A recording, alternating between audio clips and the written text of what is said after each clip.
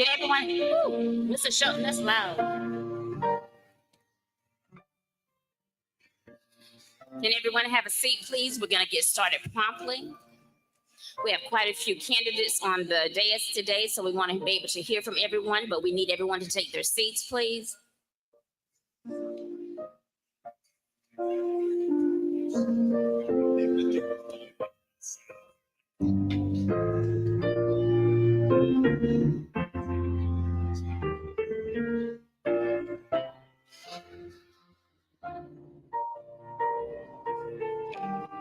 Toy Jacobs.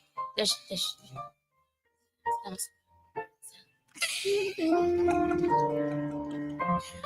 Miss Indigo.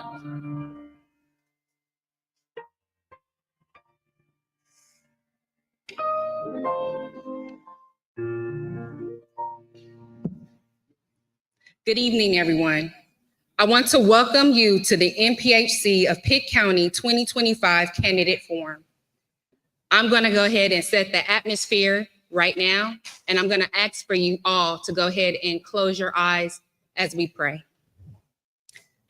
Father God, we thank you for this moment and this gathering tonight. We thank you for every candidate who has stepped forward to serve, for every person who has shown up with a heart to listen, to learn, and engage. Lord, we invite your presence into this space. Let wisdom guide every word spoken. Let respect guard every exchange, and let the truth be the foundation for this forum. Cover the organizers, the candidates, and this entire community with your peace. May tonight be more than a discussion. May it be a reminder that we are stronger together when we lead with integrity, honor, and unity. In Jesus' name, amen.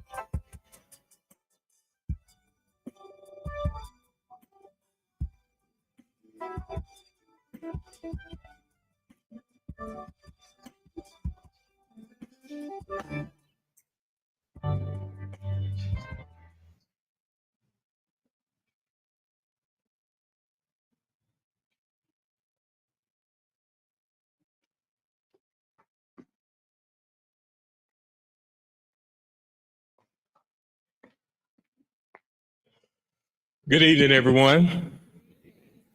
My name is Lathan Turner. I have the opportunity and pleasure of welcoming you all to our event this evening. I want to thank you for taking time out of your busy schedules to be with us for this all-important event that we are sponsoring in Pitt County this evening. Thank you to all of our panel guests who are with us and those that will be joining us shortly.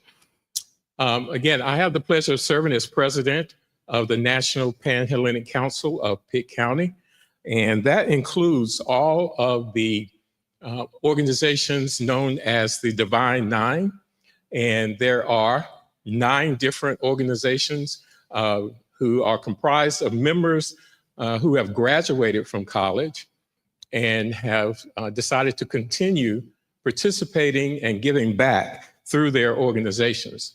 There is also a MPHC at East Carolina University for undergraduate students, and we do work together. And for those who may not know exactly what I'm speaking of when I talk about MPHC, we are organizations that have been founded on the strength of elders and ancestors who have come before us to be able to do the work that we're doing as members of our organizations. And I say strength because some people will say that organizations were founded on the back of, but I prefer to say that we're founded on the strength of our ancestors and elders and founders who created these opportunities for us in the various communities across the country. And if I started with a list of names of persons who have been instrumental in our organizations, we would be here longer than it would take for the event this evening. So I'm not going to do that. But I will say that many of the persons that are referred to as members are right here in this room. right here in this community doing a great work. And I would ask members of the Divine9 just to wave your hand where you're sitting. You see? Thank you. Thank you. Thank you. So they're continuing to do that work. And again, I want to say to all of you that we are really happy to have this opportunity tonight to stand before you and to share by sponsoring this event, and then equally for you taking time out of your schedules to be with us tonight, to share your platform, to share your vision with us as you lead in this community known as Pitt County and beyond.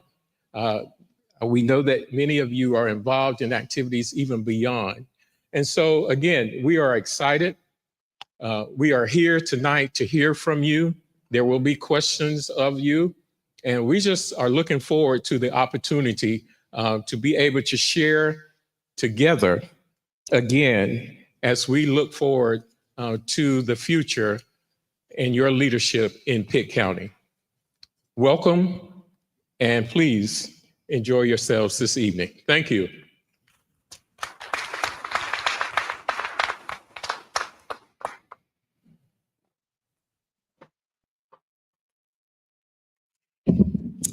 Good evening, everyone. I am Patty Sanders Smith, and I serve as the first vice president to the National Panhellenic Council of Pitt County. I have the privilege this evening of introducing our moderator for the evening, Attorney Jared Pittman, a native of Scotland Neck, North Carolina, is a graduate of the University of North Carolina at Chapel Hill, where he majored in political science. He later went on and earned his law degree from the College of William and Mary before beginning his legal career as an assistant district attorney. Later, he opened his own practice, the law office of Jared Pittman, headquartered in his hometown of Scotland Neck, North Carolina.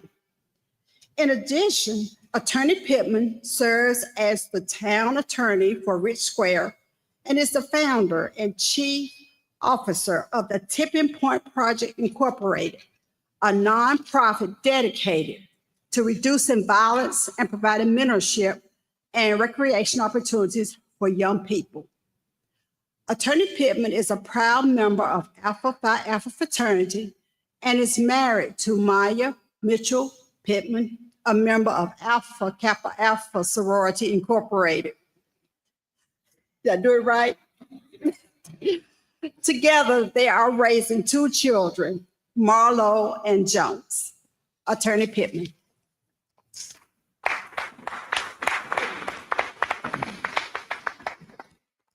Thank you, Dr. Smith, for such a warm introduction. And good evening, everyone. And welcome to tonight's candidate forum, sponsored by the National Panhellenic Council, also live streamed by Awesome Radio at 107.5. Thank you all for being here. We are honored to have you here for this important conversation about leadership, about accountability, and the future of our community. Before we begin, we want to take a moment to acknowledge the presence of elected officials who are with us this evening, but not on the ballot. We are joined this evening by North Carolina State Senator Candy Smith,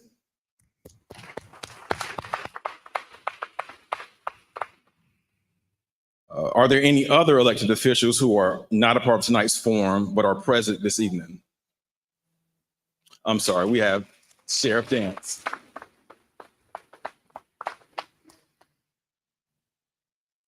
Thank you. Now, before we hear from the candidates, I want to share a few of the ground rules so that tonight's forum runs smoothly, efficiently, and most importantly, fairly for all. First, this is not a debate. Candidates will present their positions and respond to questions, but there will be no back and forth between candidates. Second, only the candidate may participate. Substitutes or stand-ins will not be permitted. And lastly, as moderator, it is my responsibility to be the bad guy. To guide the forum, and if necessary, to interrupt and enforce those rules. And I'll have the support of our timekeepers, Tara Perez and Alan Sessoms. Now, about time limits. Each candidate will have 2 minutes for their opening statement. Candidates will then have 1 minute to respond to questions that are asked by the moderator or from the floor.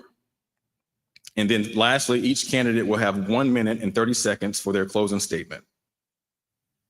The timekeeper will hold up signs that say 30 seconds left and stop so the candidates know that their time has ended. Finally, questions from the audience have been screened or will be screened beforehand and will be asked only by me, the moderator. Okay, now that we're all on the same page, let me thank each of you again, our community members, the candidates, and our hosts for being a part of tonight's forum. This is more than just a program, it's an opportunity for us to listen closely, to ask questions that matter, and to hear directly from those seeking to serve. Tonight is about civic engagement. It's about accountability, and most of all, it's about making sure that each and every voice in this room is informed and empowered as they cast their vote on Election Day. So with that spirit, let's begin. We will start with opening statements. Each candidate will have 2 minutes, and we will begin with Council Member Chantel Hawkins of Winterville. Ms. Hawkins, the floor is yours.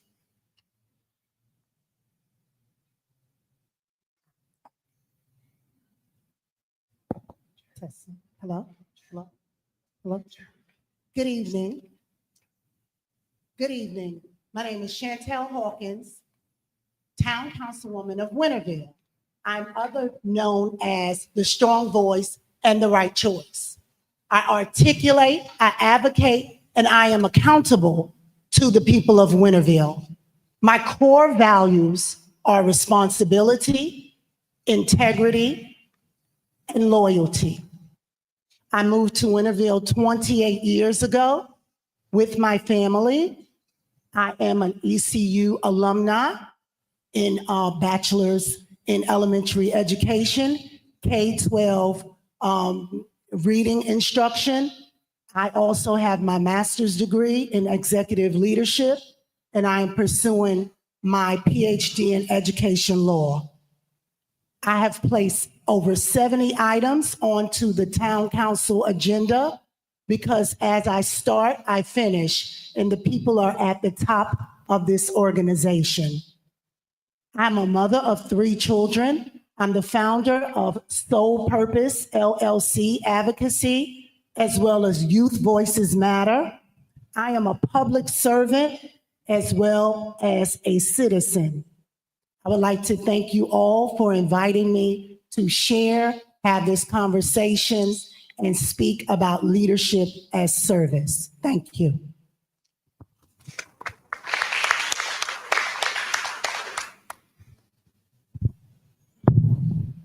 Oh, we're going to ask you to stand, please. Sorry. Good evening. My name is Sarah Parker Connor. I have resided in Aden for approximately 50 years. I am married to Frederick Odell Connor, a Vietnam-era veteran. Together, we have 2 children and have 5 grandchildren. I retired from the city of Greenville, where I gained over 30 years of professional experience. I pursued my education at A&T State University, Pitt Community College, and Mount Olive University, earning a Bachelor of Science degree in Business Administration.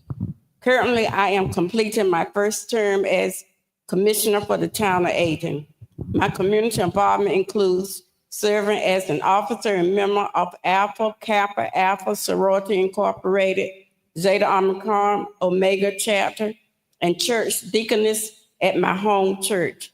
I also have held membership in organizations such as the NAACP, served as president of Forbes Court of Collect, previously chaired the board of directors for Operation Sunshine, among others. While I represent Ward 5 for the town of Aden, I am dedicated to serving wherever and whenever I am needed, remaining active within the community of Aden. Thank you, Ms. Connor. And we'll pause there and make a few announcements because Commissioner Connor and Councilmember Hawkins are here and their opponent could not make it. We're going to spend some time focusing questions on those 2 before moving into the contested Greenville City Council elections. I do need to take a moment now to remind each of us to silence your phones. Again, we are being live streamed by 107.5 Awesome Radio, and want to have each candidate also remember to stand and speak into the mic. Returning your attention now to Councilwoman Hawkins. What is your approach to handling controversial or complicated issues? And if you would please stand. You have 1 minute. My approach to handling controversial issues is to be transparent and to be respectful when sharing my point. While controversial issues are difficult, they are necessary. We cannot sweep them under the rug. We have to handle them in balance. And when I speak, I'm speaking on behalf of the people. It is nothing personal. It is prioritizing people. I would say we need to listen, but we also need to focus on what we are speaking about and never let the issue remain. It is about the people first. Commissioner Connor. My approach is to examine the issue to be sure that I am following all of the rules and regulation in the correct manners, seek the proper source to get a solution that would be beneficial to the town, to the citizens, and to staff as well. Thank you, Ms. Connor. You can remain standing. I have one more follow-up with you. What will you do to ensure the needs and concerns of all citizens are represented, including those who are often marginalized? As you know, Aden is divided into 5 wards. When we have a problem, each commissioner is referred to the problem is referred to the representative for that commission and followed up by the person that received the information. All the proper personnel will be contacted to assure that it is handled in a efficient manner. Thank you. Ms. Hawkins, how do you respond? Can you repeat the posed question? Yes, ma'am. What will you do to ensure the needs and concerns of all citizens are represented, including those who are often marginalized? I will speak on their behalf. First, I will listen clearly, understand what is needed. For example, small Black businesses, small minority businesses should be given support. They should be treated with value, with respect. I will listen to whatever they need and ask for it. I'm not asking for favors, but asking for what is fair. I will continuously put it on the town agenda because that is what the town council is about. I am a minority and a Black person, so I understand the needs. I stand here before you as a Pitt County school educator, and I advocate for those age 1 through 100. Thank you. And we'll stick with you, Councilwoman Hawkins, for our final question before closing. You have 1 minute to respond. As an incumbent, what are specific measurable achievements from your last term, and what evidence can you provide from your efforts? In my last term, I have done a huge improvements in Winterville within a 2-year term. I have gotten and challenged and gotten 2 always stop signs put in Winterville on Old Tar Road in Vernon White, as well as Boyd and Mill. I have gotten a town hall. I have gotten a citizen complaint form that was dormant for 20 years. That is up and running. It can be utilized by citizens to ensure that their constitutional rights are being valued. I have had the first ever water sewer tour by going and asking, by trying to figure out the infrastructure for flooding. I have done that and more. Please look me up on Facebook and you will see what I do every single day. Thank you. Commissioner Connor. Before I ran, my motto was a voice for all people. I suggested that on the application, when people apply for boards and commissions to be circulated so all the citizens can get involved. I had advocated for the citizen of the town of Ayden for a certain representative would come to that part of town. Oftentimes, the southern part of Pitt County is overlooked because of transportation and other means. People did not have ways to get to these meetings. So I had advocated to have those issues brought to town. I have encouraged certain new programs to town, such as First Friday, our Historical Society. People have lots of information that can be placed in the Historical Society. I do one-on-one by participating in different activities in the town. People bring their problems to me. They share their problem with me. Time. Okay. Thank you. As we're concluding the questions for these particular races, we will now move into closing. We will begin with Commissioner Connor. If you would give us your closing, and you have 2 minutes. I am a proven leader. I bring more than 31 years of local government experience, nearly 50 years a resident of the town of Ayden. I wish to continue to fulfill my previous campaign promise of being a voice for all people. This will be done by keeping residents informed and engaging them in town boards and commissions. I have driven growth, improvement by partnering with officials and staff and citizens. I have boosted the community involvement by inspiring participation in town decisions, connecting with neighbors through community events and one-on-one involvement. A vote for me will allow me to continue my journey of being a voice for all. Thank you.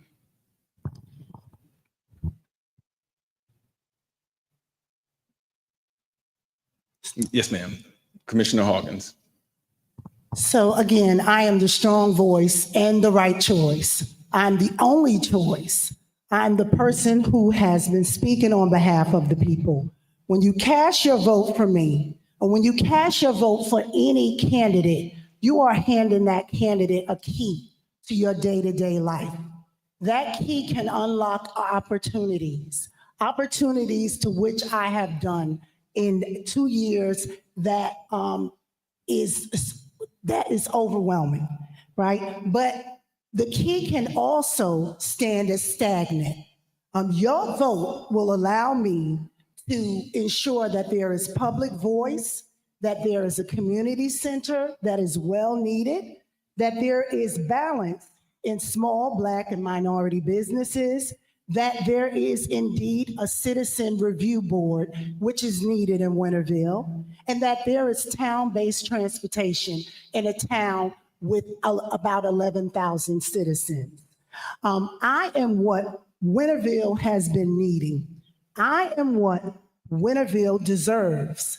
And what I would like to say lastly is we must not rest until we re-elect the best. Strong voice and the right choice. Chantel Hawkins. Thank you. Thank you, Ms. Hawkins.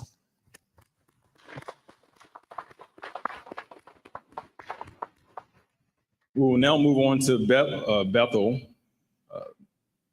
election for commission. We have one candidate present, Ms. Tricia Workoff. Ms. Workoff, you would now stand and give us your 2-minute opening. Good evening, everyone. I am Tricia. I am new to running. I'm a little unconventional, and I come from a small town, so I'm probably going to be a little different than everyone else.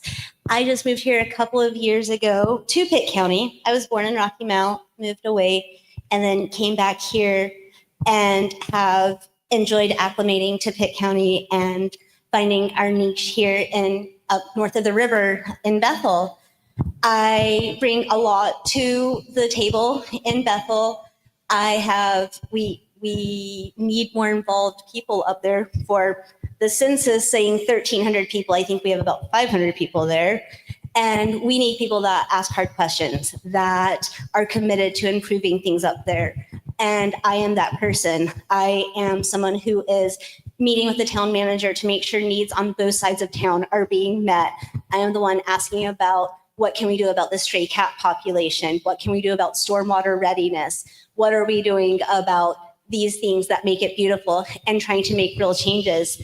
I am not elected yet, but as a parent in the school district, I'm very involved in my kids' education.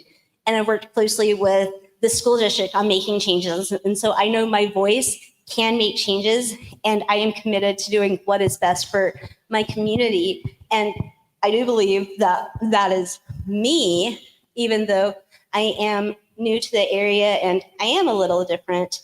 I think sometimes different is needed. And at the last school board meeting, I spoke at public comment, and I said that we are living in dangerous times, and dangerous times, they call for courageous leaders. And I strongly believe that I am a courageous leader for Bethel. Thank you, guys. Thank you. Ms. Wordcall, because you're the only candidate present, I have to keep you on the hot seat if you don't mind. I do have a question for you. Why are you running, and what makes you the best candidate? I am running for public office because I believe in Bethel. I'm very passionate about the community up there. I volunteer at the senior center. I volunteer at the library. I volunteer at the grade school there. I believe in the people up there. I believe in the youth up there, that they should have the best opportunities available to every student in Pitt County, not just north of the river availability, but for everyone. Unity and equity is incredibly, incredibly important to me. And I have strived for that in every action I make. And that would bleed over into me running for commissioner. I want what's best for everyone. And I'm committed to that, even if it's not something I like or other people like. I want what is best for everyone, and I'm committed to making that happen. Thank you. What makes you different from your opponent? Well, I am not a lifelong resident of Bethel, and that has me standing out a lot from the other 9 people running for commissioner. Also, though, I am very committed to asking hard questions. I have zero problems looking at someone and wanting to know why they allowed their employee or volunteer to do the things that they did, and how they were planning on holding them accountable because it was unacceptable what they did. I have zero problems asking the person up there who wants to do things for our town, why do they want to do it? What is the benefit for them? Why are they here trying to bring this to our attention? It has raised some eyebrows from people, because that is, I have no problem asking hard questions, and we need more of that in these times. Thank you, Ms. Wordcall. We will now move into closing statements where you can address the floor, and we would allow 2 minutes for that. Okay, thank you. Well, it has been a pleasure standing up here in front of you guys. I don't have a lot to add or take away from my opponents tonight.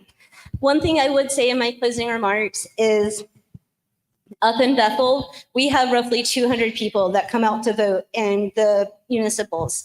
Please encourage your loved ones to vote. Please encourage them to register to vote.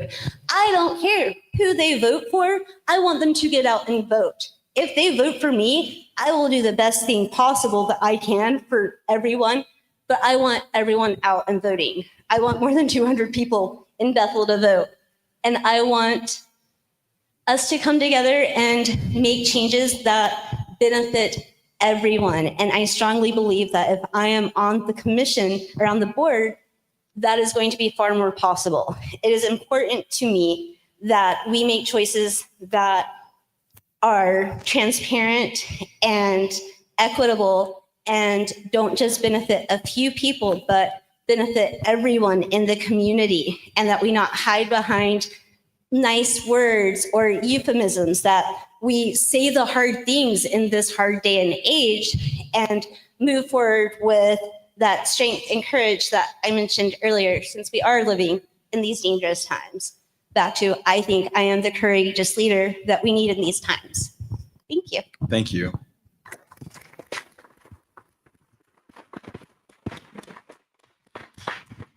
We will now move into our Greenville city elections. We will begin with District 1.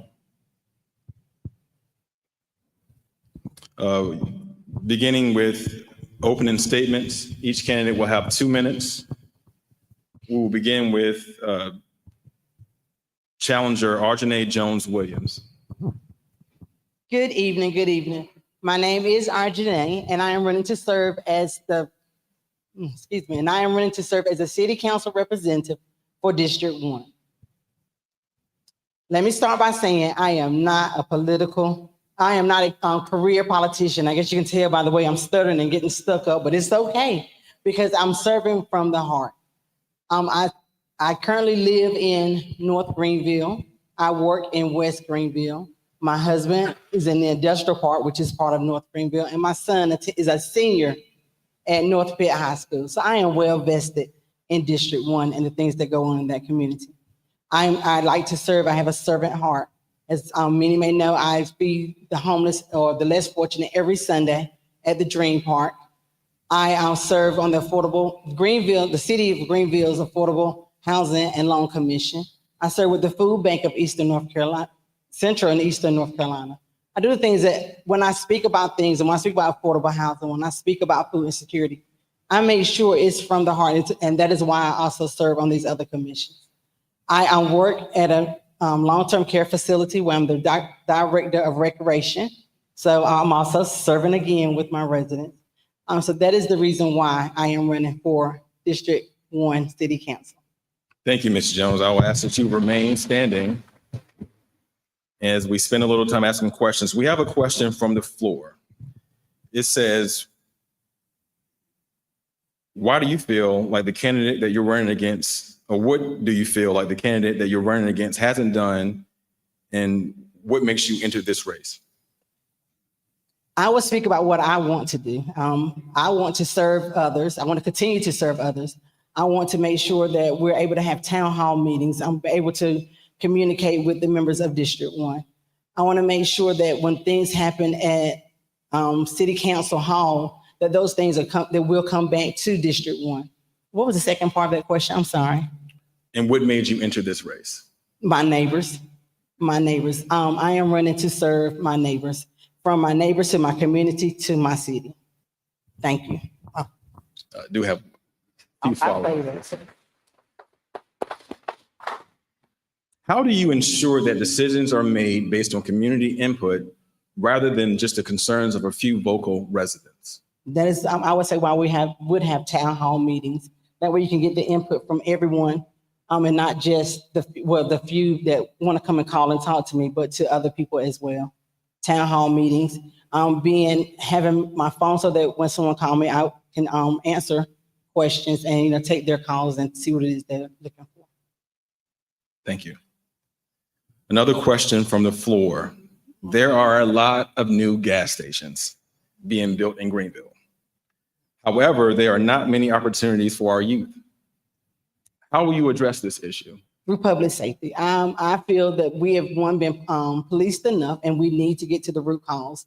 We need to make sure that one of the root causes is the children not having anything to do besides, I guess, walk by the gas station or the vape shop. Have more opportunities for children, more programs like PAL program, like other programs that they have, but not only have those programs, but have transportation too. A lot of times our children do not have a way to get to the programs that are being provided. So I would like to see us do that as well. I would like, even though I understand that we are an underserved community, we do have wants and desires or things that we would like to see in our community, and not what is just handed to us or given to us. Thank you. Thank you. And one final question. Greenville has a relatively short average commute. Some experts put it at about 18 minutes. But as developments expand, congestion and traffic crashes are rising. What transportation, road safety, or pedestrian improvements would you propose specifically for District 1 to maintain safe travel and to reduce crash rates? That's a good one. Well, I will start with public transportation, if we're gonna go there. I would like to see us with seating at a bus stop, shelter at the bus stop, and then have transportation so that it's going to whatever area you're going to, not taking long trips around where it takes you 15, 20, 30 minutes to do that. We can get from one end to the next end. Thank you. We'll now allow 2 minutes for your closing. Okay. So I would say this job is not about sitting in the office or just showing up, but about standing up for you, my neighbor, my district, and my city. So not only will I listen to your issues, but I will act on those issues and follow through.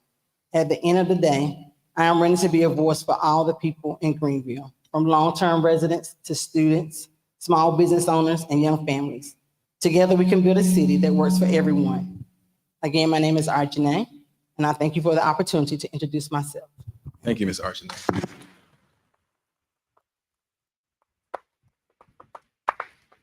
I realize that I'm skipping around, but there are contested races with both candidates present, and then we have those that do not have an opponent in the room. So I'm going to skip again to another candidate who sits alone.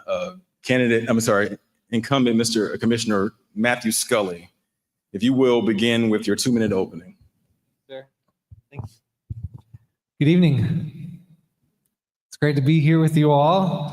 My name is Matt Scully, and I'm running again for City Council District 4. I love this community so much because it has done so much for me. I moved here in 1999, went to ECU, and that place took care of me. I'm a School of Music graduate, and had such a great experience over there at ECU. Then I moved to New Orleans and sang with the New Orleans Opera Association and moved back here after Hurricane Katrina. And this community opened me and my wife with open arms and took such great care of us in our moment of need. And I just feel a debt to this community. I feel love for this community because it has given me so much. I want to give back so much. And then I worked at St. Paul's Episcopal Church. I did youth ministry and campus ministry. It was such a great experience, helping to lift up and nurture young people in their faith journey. And then we opened up the Scullery downtown. And this community has been amazing through the life of our business there, supporting us through the start of the business and through the COVID process. It was just such a great experience, and all along the way, receiving love and support from this community. So I want to give back, and I'm a servant. I don't know if you heard from my little resume, I have a servant's heart. I'm here to serve, and I love serving. I love this community, and being on city council is a wonderful opportunity for me to do just that. So what do I want to do? I want to focus on affordable housing. We've got 50 houses we're going to build in 10 years. I want to focus on public safety, supporting our fire department and our police department. I want to have sidewalks. I want to have ADA compliance. I want to have greenways. We're getting some benches and shelters at the bus stops. I want to support businesses, keep bringing these wonderful employers to our community, lift up downtown, especially through this construction process, making sure we have a vibrant downtown. There's so much, and 2 minutes ain't enough to tell you about all the exciting things that we have in store for this community. I just love this community. I love all the people in this room, and I can't wait to continue to serve you. Please give me 2 more years to serve this community on City Council. I'll do my best for you. Thank you. Councilman Scully, we're going to stick with you. Yes, sir. And you mentioned community, so let's stick with that. If you are reelected, what will you do differently this term to foster a stronger relationship with the community? Wow. I love this community, and I'm going to keep working at it. I'm going to keep talking to people. I am available every day. I work in the middle of town, and people come in and talk to me about city issues.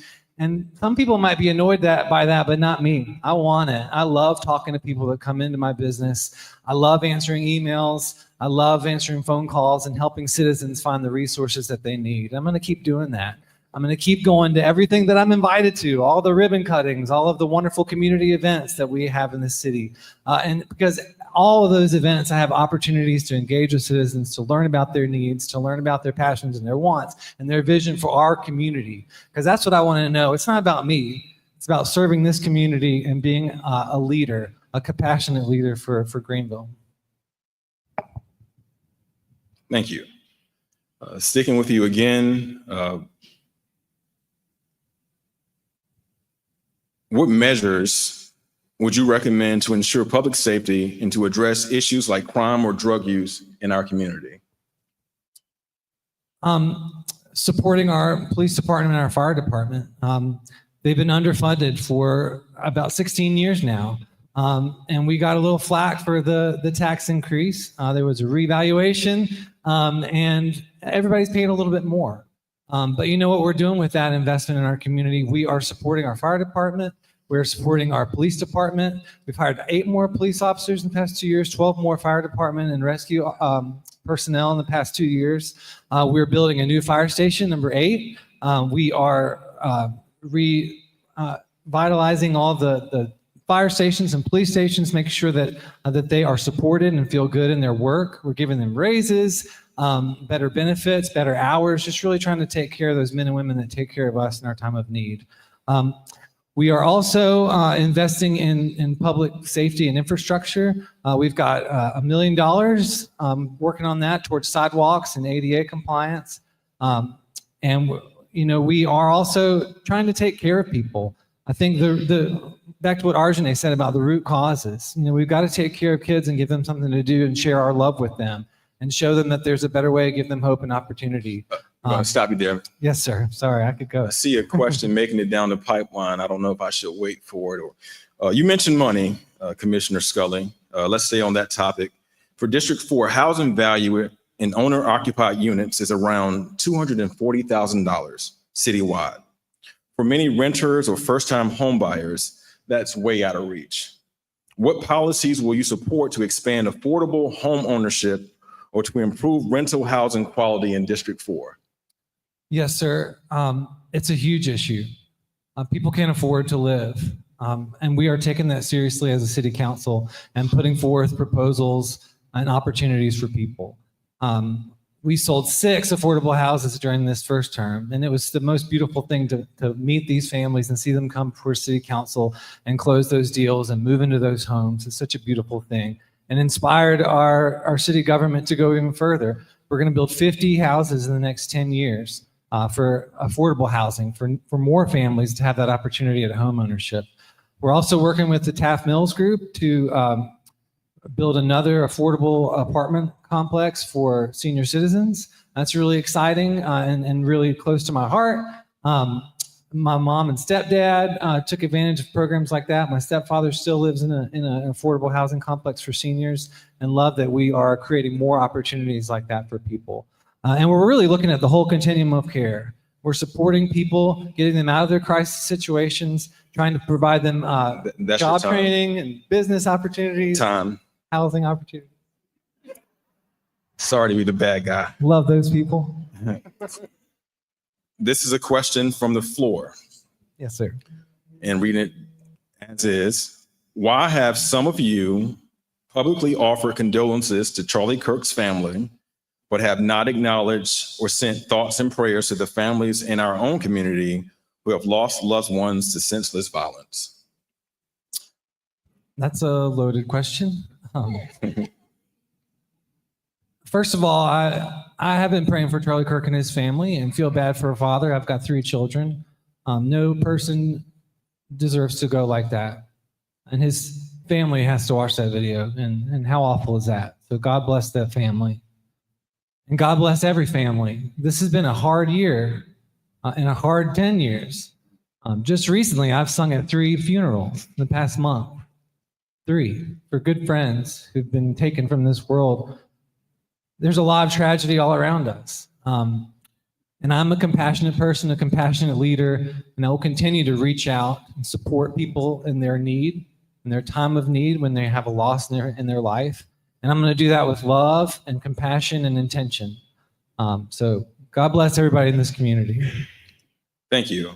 And with that, we will now proceed with your closing. You have 2 minutes. Thank you.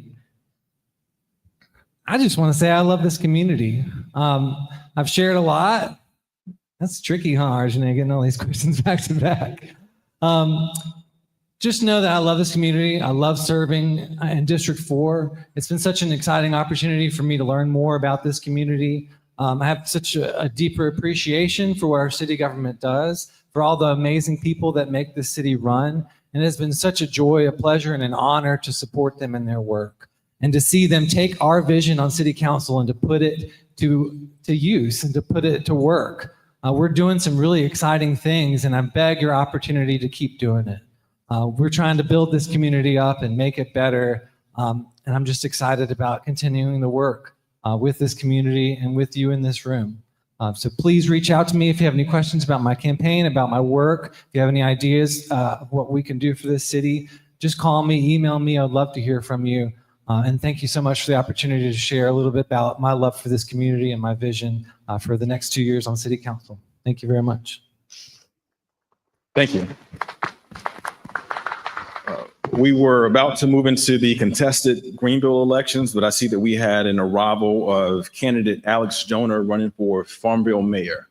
I really hate to put you on the hot seat before your seat even gets warm, but we will ask now that you stand where you are with the microphone, introduce yourself. You have a 2-minute opening. You can start now. Excellent. Thank you so much. Good evening, and my apologies for a late arrival here. We had an event in Farmville, but my name is Alex Joyner, and I am very proud to be running for the mayor of Farmville here. Where are my Farmville people? There we go. I knew there would be some out there. So thank you so much for coming out and for everyone else here. So I'll be very upfront with you. I am not a politician. I am just someone who is an advocate for our community and saw an opportunity to step up and make a change. We have had an incredible run of leadership in Farmville that has taken us so far. But at some point, we got to pass the baton. And now is the time to pass the baton. So when I went out there, what kind of changed my mind is when you look at Farmville, I'm sorry, it's a stereotypical, there is a north and there is a south, and it is divided by the tracks. And that is what Farmville is right now. And we have to get beyond that. We have to become one Farmville. We can't be seen as one as the other. And when you drive through there, you see that visible difference. So I started talking to the community and saying, what can we do? And what are your feelings? And to hear people say, I don't go to the town hall and talk to the government anymore. They don't care what I have to say. They don't care about my concerns. I knew I had to step up. And then the other piece was, if you've ever read the 2023 audit of Farmville, it'll give you all of the mismanagement of finances that we have had there. That is what made me decide, you know what? If no one else is stepping up to the plate, I, Alex Joyner, can step up to that plate. So this November 4th, for those who are in Farmville, if you know people in Farmville, please let them know there is a change that is coming. There's an energy that is there, and I hope that you will vote for me on November 4th. Thank you so much. I appreciate it. Sticking with you, candidate Joyner, a true hot seat. I thought I was done after that.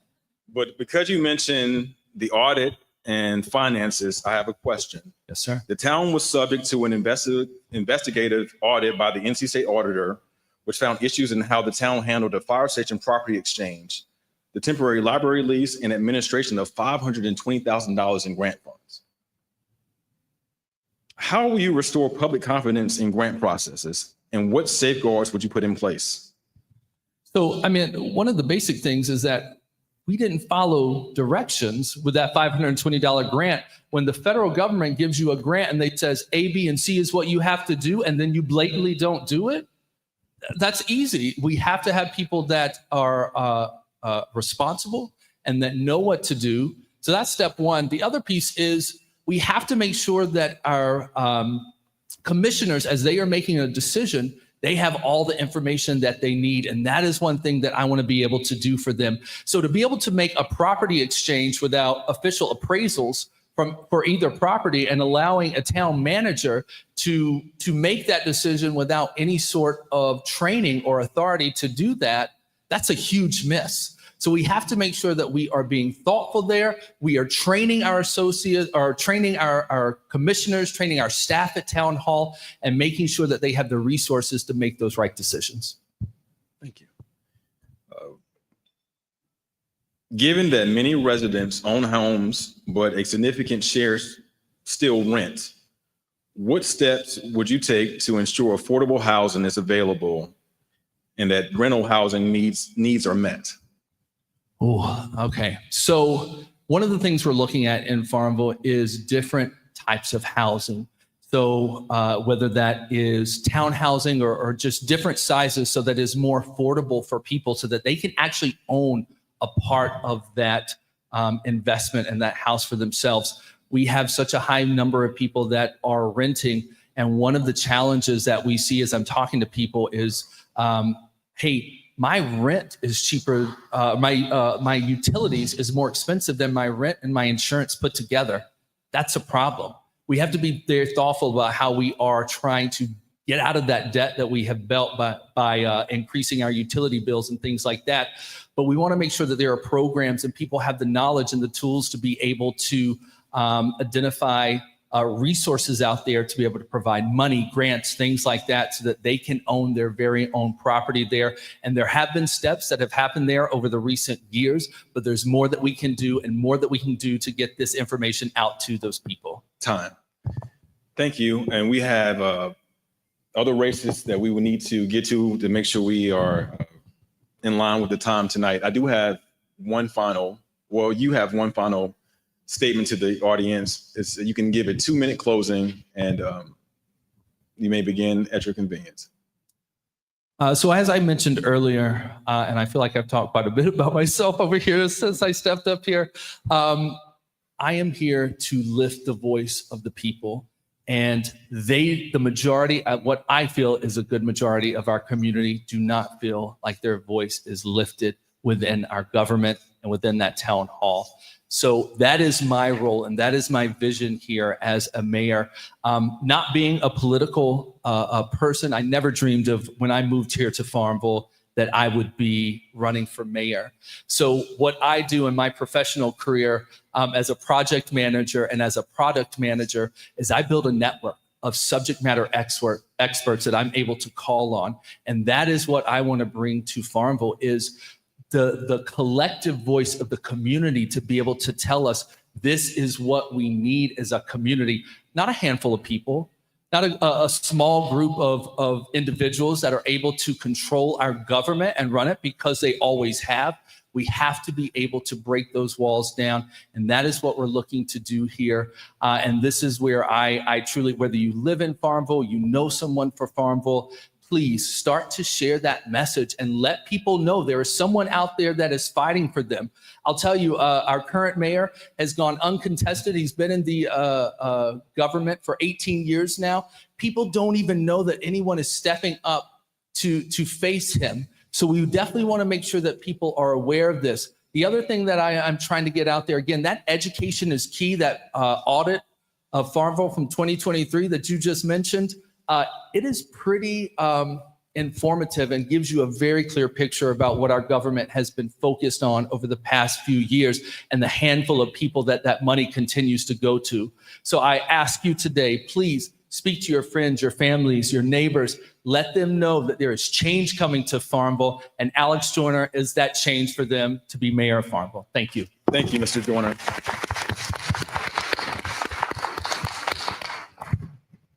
I was given some leeway and discretion on running this how I thought it made sense. So we're going to now jump into District 5 with incumbent Councilman Les Robinson and challenger Mr. Michael Tan. If you would begin, Mr. Robinson, with your 2-minute opening. Well, the first thing that's going to be hard for me to do, because if you know me, I love to talk. First, those of you who don't know me, I'm Les Robinson. I represent District 5. But you're here tonight, and I want you to know one thing, and I want to be clear about it. I represent District 5, but I serve all of Greenville, not some of Greenville. That's the first thing. First, a little bit more about me. I was born here. I was raised here. I was born in the hospital on 5th Street, went to South Greenville School, went to Rose High School when it was right next door, went to ECU, went away to law school and came back. I've been practicing law 39 years. I'm going to retire at some point, but with a 21-year-old and I've been doing it 39 years, I probably got 10 more years. And so when I do retire and the Lord calls me home, I'm going to be buried right here in Greenville. That's what I bring to this table. I love this place more than anybody in the world. I promise you that. Number two, my parents grew up during the Depression. They were poor. It didn't make a difference what color you were poor and you helped your neighbors. My parents taught me a couple of things. They said, work hard, do your best, help other people, be fair, treat everybody with respect, and at the end of the day, give back to your community. Now, I'm not a politician. One other person said that, and I'm not, because I say what I think. And if you want to know my opinion, just ask me. But long before I became an elected official, I have been giving back to this community since I started coming back here after law school. I've helped sports. I'm a big believer in helping our youth. Once they get off that bus, they need to have somewhere to go that's positive. I have worked in our sports community for years. I've been a football coach, a basketball coach, a soccer coach, both male and female. I've gone into our communities and picked up the kids and taken them when the mom and dads can't take them. I've taken them home. I played basketball in this gym. I've worked hard. I've helped the Boys and Girls Club raise over $1 million. And then I helped them raise $500,000. Why? Because of relationships, which is my next topic. I have spent 39 years building relationships. That is the key to our community. Often asked. Thank you. Time. Oh, I told you I couldn't talk for so much. Pass it. Challenger 10. Thank you. I just start off by thanking NHPC for hosting the event and having me here. And from my voice, you can tell I'm not from around here, but I chose to be here. I retired. We had the opportunity to go to multiple places. We chose Greenville. We chose it for the educational opportunities for our youngest child. We chose it for the community that it is. I'm a servant leader. I spent 4 years in the military serving our country, multiple awards, honorable discharge. I spent 25 years in law enforcement. When I retired from law enforcement in 2012, I went back into the prison system for 10 years, working with a group called Envisioning Justice Solutions, working on getting the men that I was working with straight so that they could parole and become productive members of their society. Since I've been here in Greenville, I've hit the ground running. I'm co-founder and current chair of Greenville 50501, which is a pro-democracy, pro-constitution group here in town. You may see us out on Evans and 10th.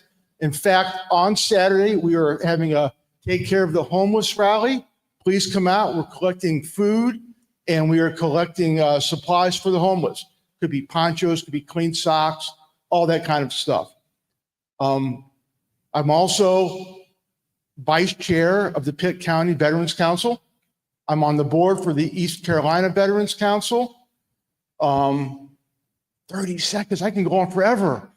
But I'm a giver. I give to the community with all I have. You can give time, treasure, or talent, and I try to give all three. I do it all the time. I do it consistently. For example, I was approached to run for office pretty late in the process. Before that, I was going to north of the river and meeting with the Notre folks, with the Carr folks. I started with 5501. I started a leadership group that has coffee at Awaken once a month. That's time. And I'll ask that you remain standing as you catch the first question from the floor.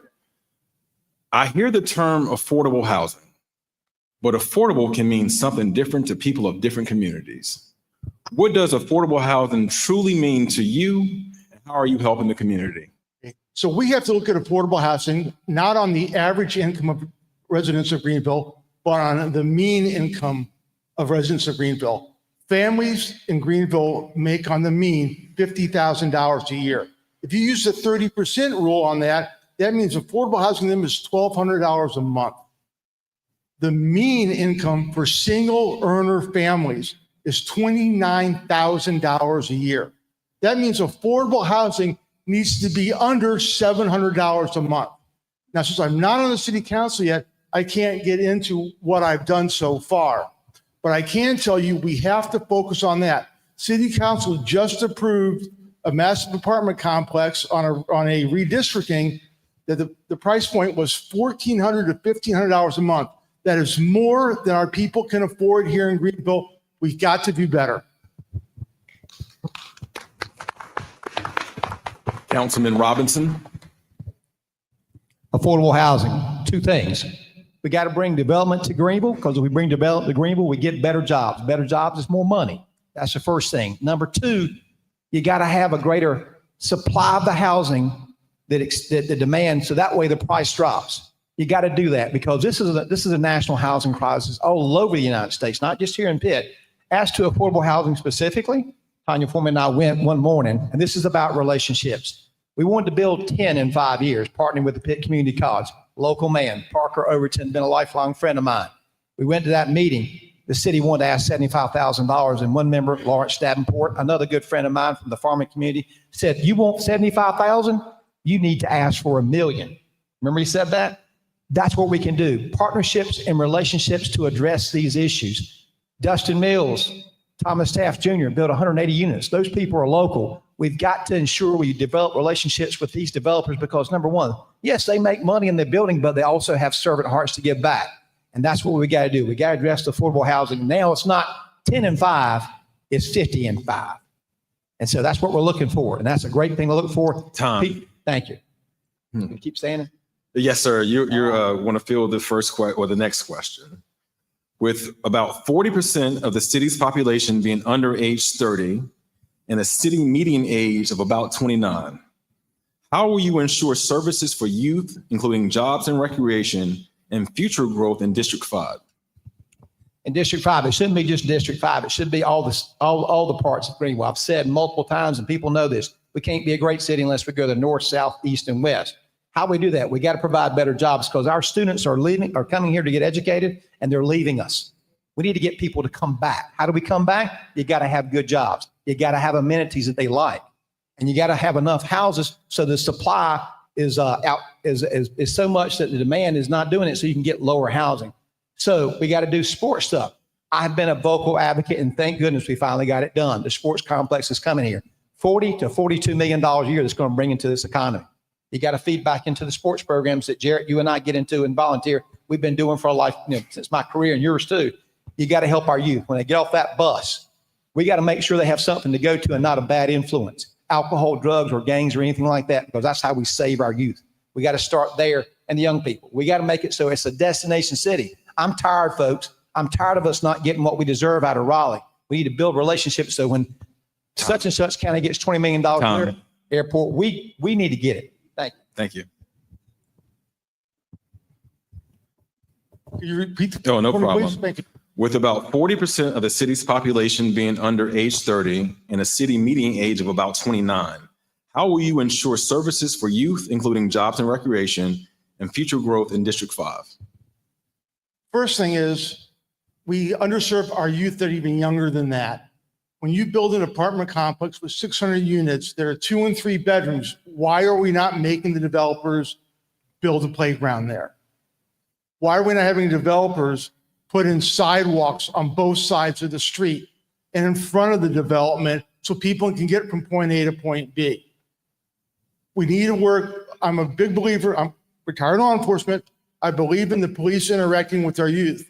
To do that, we need to stop with the police activity leave. It's a great start, but we need to go to community-based policing, where the cops get out of their cars, walk with the kids and the young folks, find out what's going on in the neighborhood, and doing the right thing. Because if we have those bases at the earlier age, we can build on that as the kids grow older. We have to work at nightlife. The only bars are downtown. Who wants the 29-year-olds go hang out with a bunch of college kids?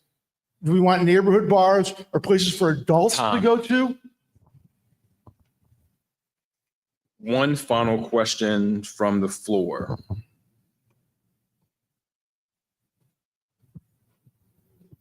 How will you put political differences aside to work with your fellow council people, if elected and since you've been elected, Mr. Robinson?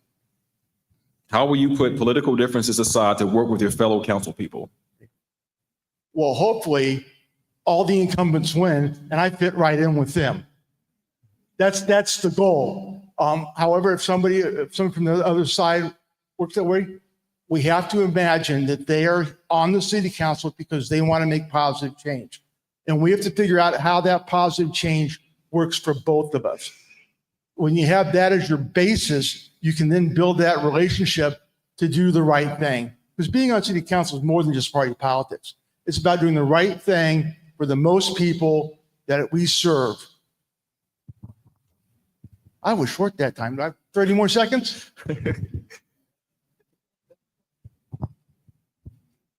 First, I'll say this, and I've said it many times, and those of you who know me personally know this. I don't drink anybody's Kool-Aid. I don't drink a party's Kool-Aid, no matter which side it is. I work on one thing. What's our problem? Let's work together to find a solution and let's use our relationships to achieve it. Whether it's something like getting 110 bicycles for the Boys and Girls Club at Christmas time, and I work with Monica Daniels to achieve that. What are the problems? And let's put politics aside and let's work for our citizens. That's what we're here for. I said, I don't represent District 5, I represent everybody. So if somebody has a problem, I want to hear what your problem is. And I've done it this, and I'll do it right now. I'm going to do it as we speak. My number is 252-916-1729. I am the only one on council who has repeatedly given out my number. You call me with a problem, I'm going to try and figure out a solution because my legal career has done that for 39 years. And we got to reach across the aisle, stick out a hand and go, let's put our collective knowledge together and our experiences and solve the problems that solve our community, whether it's on the north side, the south side, the east, or the west side. Thank you very much. I appreciate your vote. And more importantly, I appreciate y'all coming here now to express your concerns and voice, because that's above everything is a Tom, since you have the mic, we'll now move into closing statements. You have 2 minutes. All right, that's going to be quick for me again.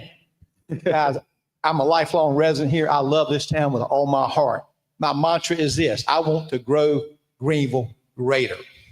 And that means through law enforcement, that means through fire, that means through development, that means through green spaces, that means through using our kids. One thing I bring to the table is I know a lot of people, and they're beneficial to our relationship because we can use them when they have the servant's heart to build things like the affordable housing I spoke of earlier, to deal with the Boys and Girls Club, to get those $1 million commitments to help our youth, to grow housing in this area, to grow the north side of the river, which is what we really need to focus on. Those are the relationships I bring to the table. And more importantly, I'll talk to anybody, anywhere, any place. The very first thing I did on council, like a dummy, they were talking about the African-American Brown Cemetery, how bad it looked. I was new to the process. I left the council meeting in June. I drove to the cemetery across in front of South Greenville. And I looked at it and I said, this is disrespectful. I walked every gravesite out there. I called Monica Daniels and said, we can fix this. This is not what we need. This is not what Greenville's about. This is disrespectful to those who are there in that cemetery and their heirs. We fixed it within 2 weeks. That's what I'm about. It's about solving problems, identifying and solving, and working together regardless of where you're at. And that's what I stand for. I work with anybody, anywhere to make our city the best place, the beacon of the East. And as I say, together, let's grow Greenville greater. So I appreciate y'all coming out again tonight. I appreciate y'all spreading the word. Most importantly, everybody get out and vote. Your vote is important. And when you come to District 5, if you're in there, I hope you vote for me. Appreciate your time.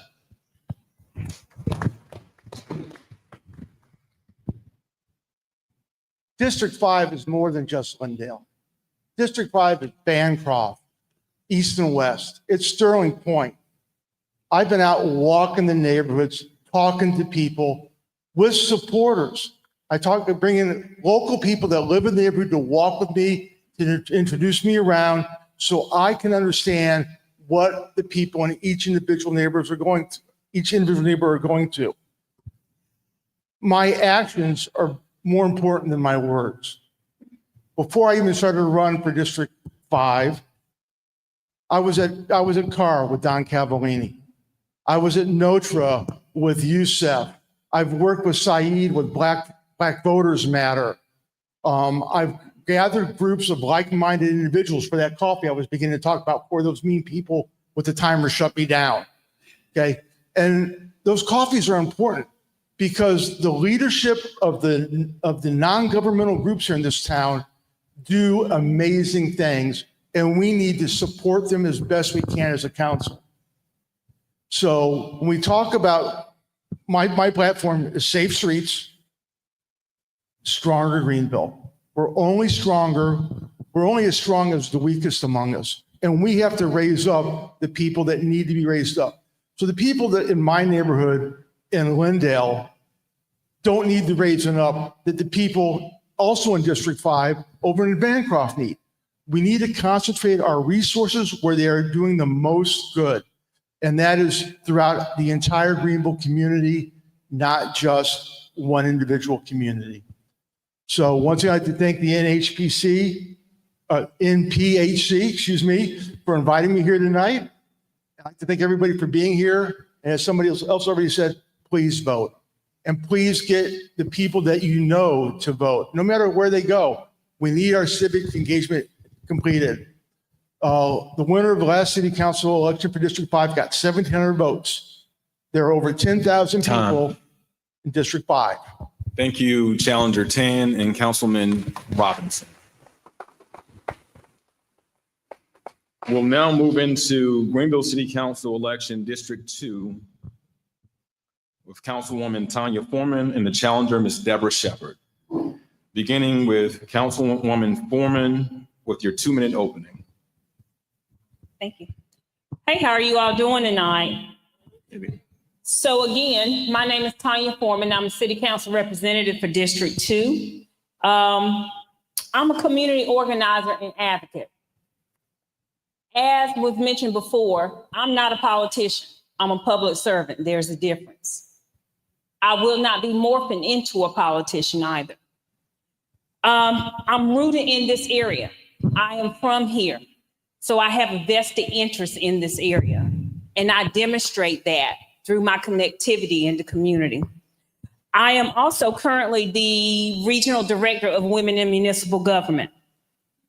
I have a nonprofit organization called CARE, Citizens Advocating for Racial Equity and Equality. With CARE, we do voter engagement, social and community engagement, economic development and financial literacy training. We do what I call intergenerational work because we work with senior citizens and we also work with the youth.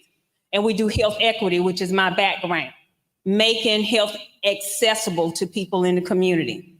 All of those things led me to doing housing insecurity because we're boots on the ground, meeting people where they are at a grassroots level every single day.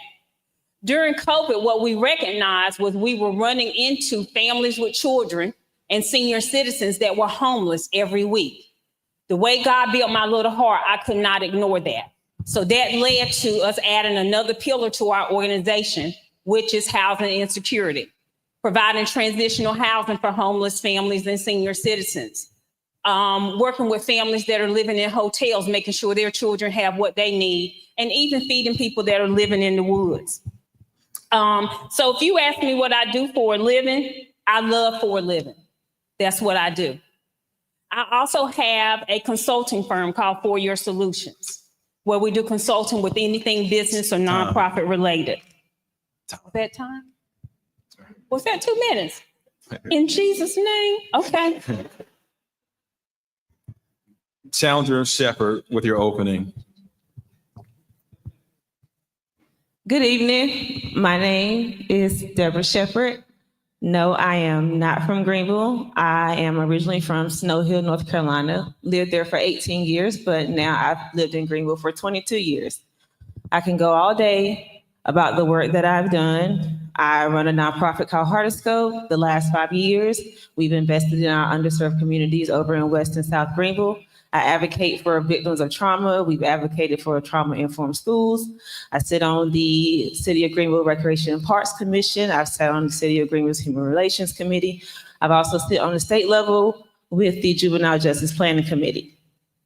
I've worked with people from one community to the next. I work with people, doesn't matter what party, what source of income, how much you make, how little you make.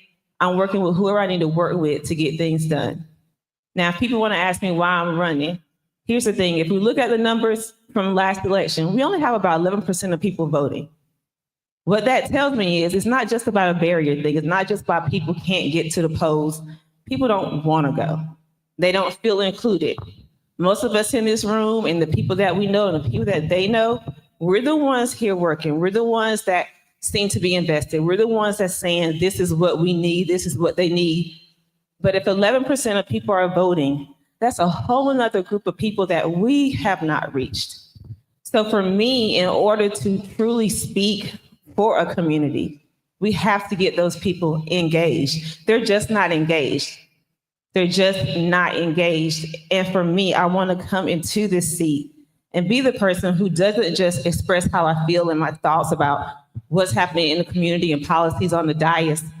I want to be the person who's actually out there in the community, talking with the community members, talking with the small business owners, and getting them involved, because it shouldn't just be me and anyone that I'm sitting with making the decisions. The community has to get involved. So if you want to know why I'm running, it's because I don't want to do this by myself. Thank you. Tom.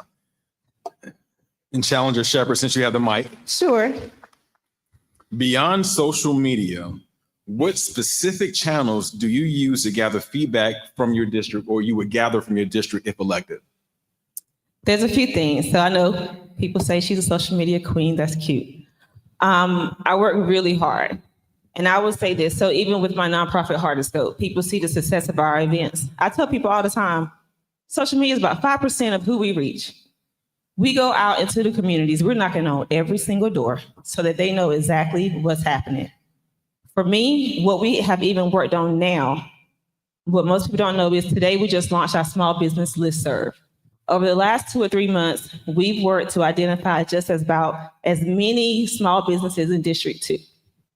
Reason for that is there are decisions being made for communities and small businesses, and they don't even know what's happening. We sent out an email to about 300 small businesses today, and that's going to continue. Thank you. So for me, it's not just about social media. It's actually identifying community leaders. It's getting newsletters out to the different neighborhoods so they know what is happening on city council, what's happening with different boards and commissions, because I understand that social media is a small part of the communication piece. Thank you. Councilwoman. You giving me the social media question?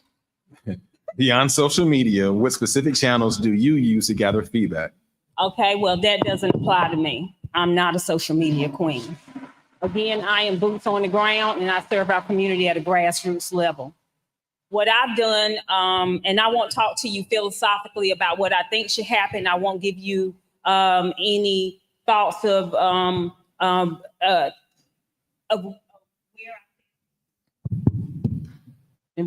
where I think things need to go. What I have done since I've been elected, and long before I was elected, is I've done more than 20 community education sessions and engagement sessions. I have outlined what is going on with city council and the county commissioners. Some of you in this room have been in my presentations, because the bottom line is that oftentimes people do not have time to come to council meetings.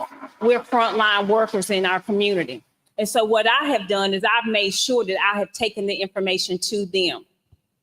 I actually have done, some of the folks in this room have been a part of PowerPoint presentations that I've done on the sidewalk in Greenville. I meet people where they are.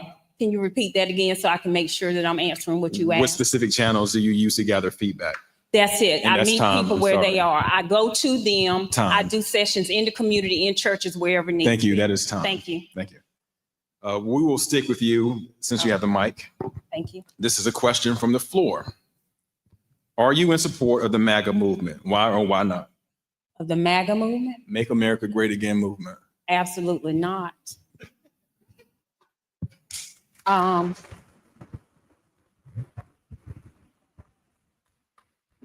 don't get my words twisted. I absolutely am not. I am about our nation's movement. I am about humanity. I'm about our community's movement. Let me share some scripture with you since we went there.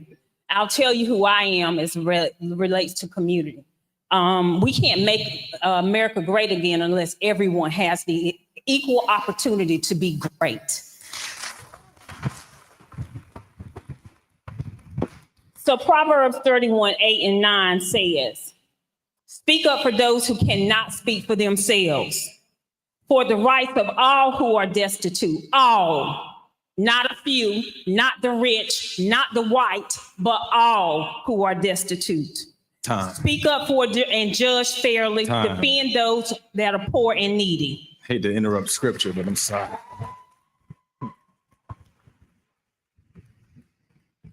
Candidate Shepherd. No, I am not in support of the MAGA movement. And to be honest, my concern is not even really what's happening on the national level. My concern is Greenville. I'm concerned with making Greenville better, making Greenville a place for everyone to feel included. And I would hope that anyone who's serving has the same goal. At the end of the day, we all want the same things. We want safety, we want opportunities, we want security. That doesn't belong to a party. That doesn't belong to an entity. That belongs to people. I don't get caught up in any of that stuff. At the end of the day, if I know that my neighbor has somewhere to sleep, that have food, their child has the same opportunity as everyone else, that's my concern. The minute that we don't have that, and for the most part we don't, then that's the problem. Not getting involved in what anybody else has to say, but how can each person work together? Our kids have to go to school together, serve together. I'm concerned about Greenville and nothing else. While you're standing, candidate Shepherd, another question from the floor. Given the proposed new developments in West Greenville and other neighborhoods, what measures would you take to prevent the displacement of longtime Black residents and Black-owned businesses in gentrifying neighborhoods? So first of all, one of the biggest things that we need to push is home ownership with our residents. A lot of our residents don't even own, they rent. So let's just start there. They don't have a voice. We have to push home ownership, but with that, we have to make sure that they have access to jobs, and not just jobs where they can just pay their mortgage. Because when we talk about affordable housing, it's more than just being able to afford the mortgage.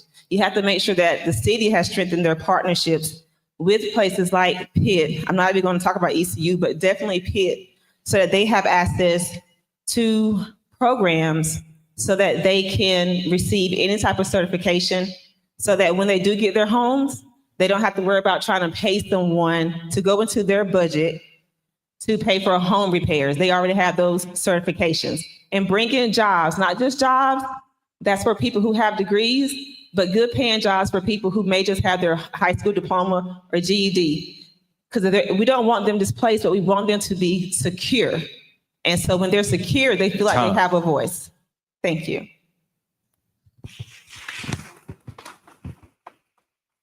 Will you repeat the question? Sure. What was the question?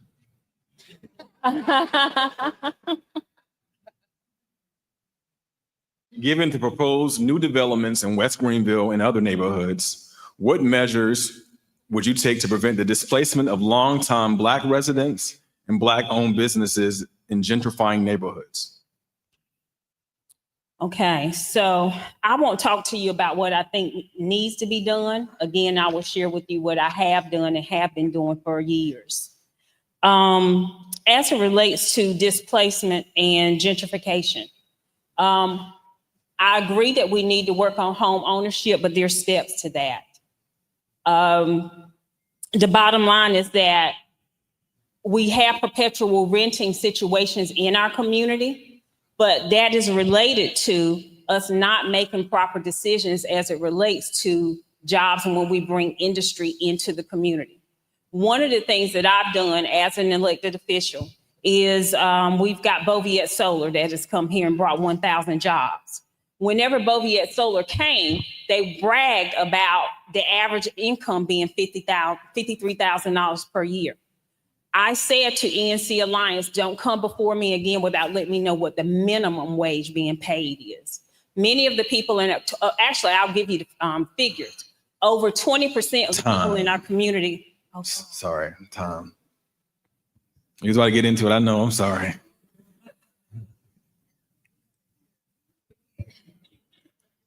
The rules. you guys need that information. The rules, I'm sorry. Okay, beginning with you again, Councilwoman Foreman, and this is going to be a bit of a flip-flop question. As the incumbent, what were your 3 priorities for your previous term, and did you feel like you accomplished them? And for Challenger Shepherd, what are your 3 priorities if you are elected? All righty, so I'm gonna finish that question. And so my priorities and my platform are housing and food insecurity, information and education, access to care, and responsible economic growth and development. So to go back to the previous question, one of the things that I do is I've helped over 30 people get jobs in our community through myself and my organization. On October the 1st, we have 15 people that will be hired through businesses in our community, making $19 or more from West and South Greenville through myself and through my organization. In addition to that, we train them. That's why I say I do economic development and financial literacy training. And once you get that job, in 6 weeks, we'll position you to be looking at getting your own transportation. We've got our first family right now that is moving into home ownership. That is what we do in action, not just words. I'm not here to tell you about what I think needs to be done. I will tell you about what I am doing. In addition to that, working in the community. I'm sorry.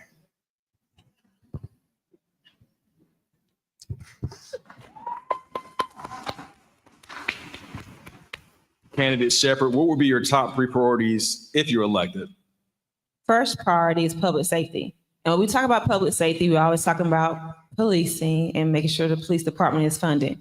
But public safety has to be prevention focused. So definitely making sure that our council is looking into city-based grants to go ahead, because I want to make a correction. There are organizations that do a lot of work here for our children, for our families. They're just underfunded. They're not supported. They don't have the funds. They don't have places to operate. The city, we have to do a better job to make sure we are building relationships with our private sectors to make sure that these programs are funded, because council can't do it, but there are organizations that can. So public safety to me equals prevention. Next thing, small businesses and jobs. We got to make sure that our families have jobs. We have to make sure that our small businesses are supported. For most people, small business isn't just, I had this dream and I wanted to start something. For a lot of people, small business means that's the difference between me having somewhere to stay and me being out on the streets. Third thing and last. Time. I'm gonna be respectful, yes. And we'll move into closing. And I know that we promised 2-minute closings, but given the time, I'm going to ask that each candidate for this district limit the answer to 1 minute so that we can make sure the other races have their due time. Make sure you put that card up so I don't go over. Yes, ma'am. First of all, thank you for having me. Again, if I am elected, those 2 things are my priorities. I'm also working on making sure that our special needs community has everything that they need. I am here to make sure that it's not just me or anybody on council doing the work alone, that the community is involved, that the community is engaged. We just have to do a better job with that. 11% of people voting is not good. 11% does not speak for everyone in this community. So I am running to make sure that the city council doesn't make the decisions, but the citizens do. And that means getting out there, getting them involved, making sure they're showing up to the council meetings, making sure that they're showing up to the boards and commissions meeting, and making sure that they are actually sitting on our boards and commissions so that when decisions are made, it's reflective, not just of the people on the council, not just people that they're connected to, but that the decisions that are being made is reflective of everyone in this city. Thank you.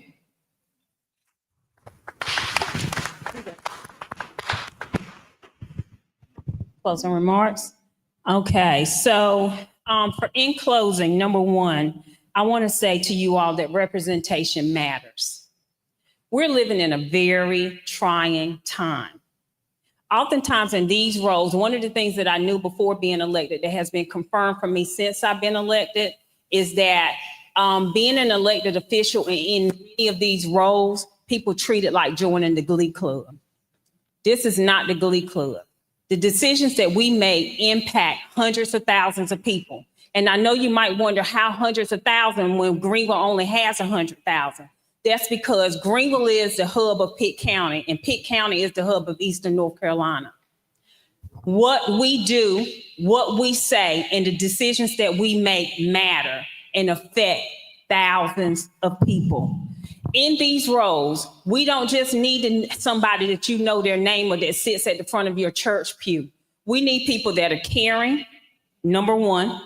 Number two, that are comprehensive. Yes, we do need to know what's going on in the local area, but we need to know what's going on in the state, and we need to know what's going on in Washington, because guess what? We're your front line. Time. And we need to be connected, capable, and committed. Thank you. Councilwoman Foreman, candidate Shepherd. We'll now move on to the Greenville at-large race. We have challenger Will Bell and incumbent Ms. Portia Willis. We will begin with the opening statement, beginning with Ms. Willis. You have 2 minutes. Thank you so much. Good evening, everyone, and thank you to the organizers of this event. My name is Portia Willis, and I am your at-large representative for the city of Greenville. It's a pleasure to be here tonight. I am a lifelong resident of Greenville. I am a wife. I am a mother. I am a small business owner and entrepreneur, and I'm a community leader, elected in 2023. Before being elected, I served in community service roles as an advocate, as a victim services coordinator for our DA's department, and an education director as well. I have served on the boards of Greenville, let me get it right, the Center for Family Violence Prevention, as well as Daughters of Worth, and I had it written down here, and the Board of Adjustments for the town of Winterville when I lived there.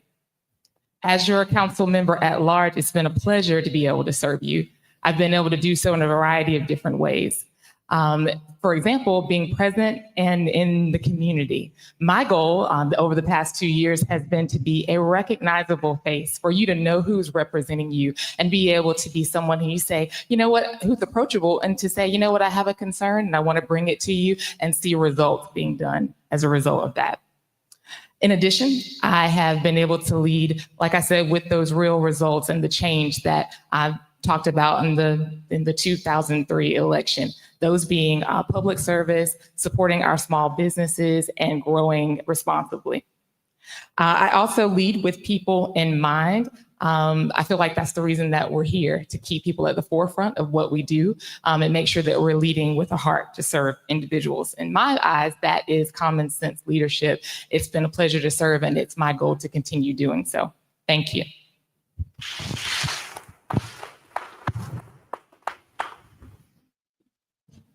How's everybody doing? Good. Thank you all for having us here tonight, and HPHC for hosting this. I appreciate it. I remember attending the one 2 years ago, and was the only current sitting city council member that showed up to it, and appreciate y'all having us here again tonight.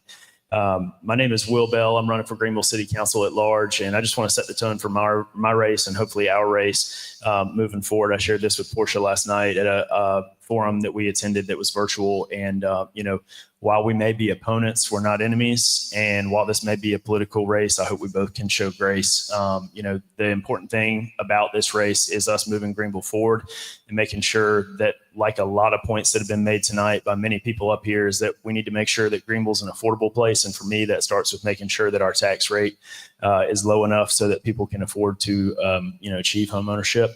Over the last 4 years, people at all price points within the real estate market have been able to achieve great financial success by homeownership. And so I think that's a great way to help people in our community.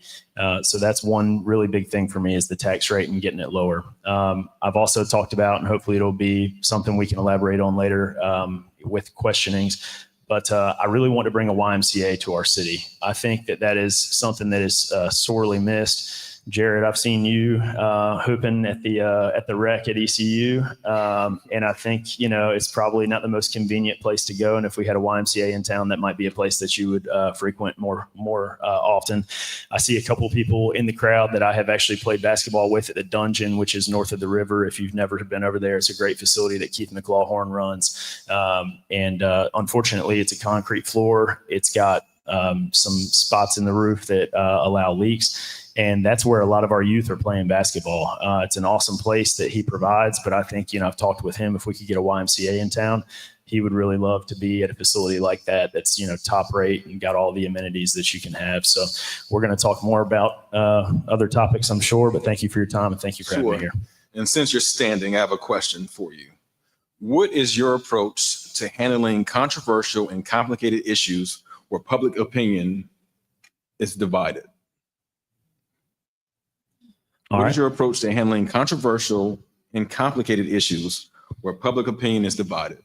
Yeah, so I think that starts with, and I think I did a good job of this while I was on the council, is reaching across the aisle. First off, starting a discussion with, because we're the ones that ultimately have to have the vote, but reaching across the aisle to people that have a different perspective on the issues with you and understanding where they're coming from and what constituent feedback they're getting.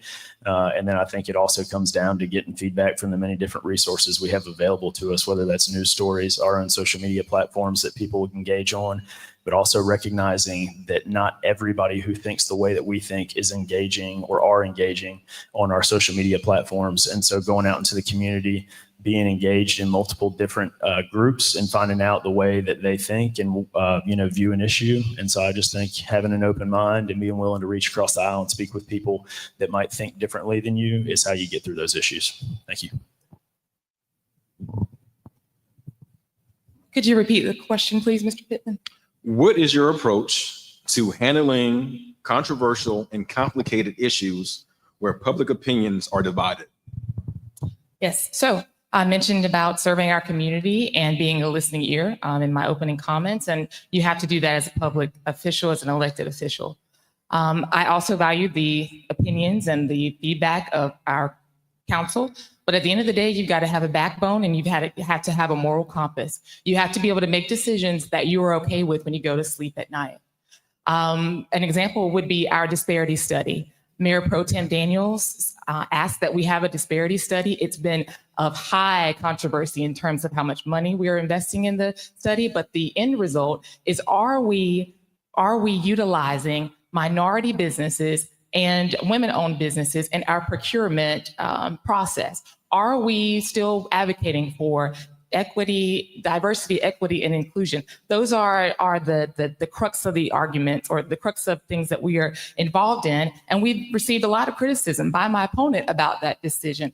And we have to be able to stick with that at the end of the day. Camping World is another example of something that we have stood firm on and that we are not backing down from. My opponent opposes that, but at the end of the day, we're standing firm.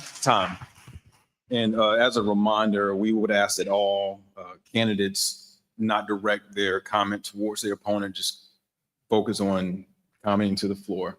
But since you're standing. Did you feel like that was direct? That was directed. You said his name. Okay. It was a statement. Okay, Yes, ma'am. thank you. All right. Mr. Bell, as a former, still with you, Miss Willis, as the current at-large councilwoman, and Mr. Bell as a former councilman, beginning with you, name 3 things that you've accomplished. And for Mr. Bell, name 3 things that you accomplished in your last term. Okay, so we have been able to have our In Good Company Citizens Academy. I was attending the Police Citizens Academy that we had in the spring of earlier this year, the fall of last year. And I was asking, how did you learn about the opportunity? And someone told me, well, I wish that we had this opportunity for the city. And so I said, well, I don't see why we can't. I was able to go to our city manager and say, hey, let's have a civic engagement opportunity for individuals to come in and learn about how our city operates and how we serve them. And we had our inaugural In Good Company Citizens Academy, and that should be rolling back around again. Then our Small Business Technical Assistance Program. I see Dahomey, Wax Goddess Studio in the building. She was a part of that small business initiative. So that was, again, sitting down with Mr. Cowan and saying, hey, my husband and I were involved in a small business cohort where we had a year-long time with a consultant where we were able to walk through that process. It helped our business. Let's provide that for small businesses within the city. And we were able to bring it to fruition. It just had its inaugural time this past couple of months. Thank you. All right, thank you for that question. Because the disparity study was mentioned and my view on it was misrepresented, I'm going to make sure I clarify the air there. On my website, there's a very clear stance on it that says the only thing I disagreed with was that we spent $500,000 to do it. We have a highly capable city staff that has an HR department that could have performed that study at no cost, no additional cost to the taxpayers. And that's where my stance was on that issue. So just to be clear, as far as my 3 proudest achievements in that specific term, I would say, having an announcement that we had over $1 billion invested in our community since the formation of the Greenville E&C Alliance. That was something that we started in our first term and has paid dividends for our community. Right down to 15 seconds. I got to go quick. Taking the ARPA funds that we were given through COVID and getting 4th Street repaved, I think was really important. Everything inside of 10th Street needs a lot of attention on the east side and west side. It's the oldest part of our city. And then beyond that, I would just say leading with conviction and being willing to work across the aisle with council members. Thank you. While you're with the mic, what ways have you reached to interact with parts of the community where you don't live to ensure that all voices are included? What ways have you reached to interact with parts of the community where you do not live to ensure that all voices are included? Yeah, so I would say first and foremost, right here tonight, I mentioned that I was the only sitting city council member that attended this forum last time. I'm attending 5 forums in total. And so going out into different communities and having discussions about, the issues of the city and not running from them, but then also attending events like National Night Out and engaging with the community there all across the city and trying to make multiple stops throughout the night and going in. And, honestly, I use sports a lot as a way to connect with people. So going out and participating in sports leagues. I don't want to speak for anyone, but I have personally played in the Greenville Rec Basketball League for adults and played for multiple seasons. And I think that's a great way to go out and meet a lot of different people. There's a prayer before those, most of those games start, and also an opportunity for people to have, camaraderie and teamwork and meet each other. So that's what I would say. Could you repeat the question, please? What ways have you reached to interact with parts of the community where you do not live to ensure that all voices are included? Right. So the beauty of being the at-large representative is that we cover the whole city of Greenville. So I have the opportunity to go to community meetings, different events, to be able to hear all kinds of stories and all perspectives of the residents that live within our city, to include being able to attend the Cypress Glen community meetings that they have. They have a beautiful establishment over there. So being able to attend their community meetings, also to attend the Truna meetings, which is in the grid area near campus. I actually live in District 5, which is all the way on the other side of the city near Frog Level Road. And so being able to get out into the community is key for other areas that I may not live in. Also, just recently being able to attend a violence forum with Mr. Saeem and his group in West Greenville to learn about the different experiences in West Greenville. Like I said, I live in District 5, as well as I wrote it down, the Little League softball series that we just had recently. It's important to be able to support the economic growth of our city. It's important to be there. Thank you. Still with you, Councilwoman.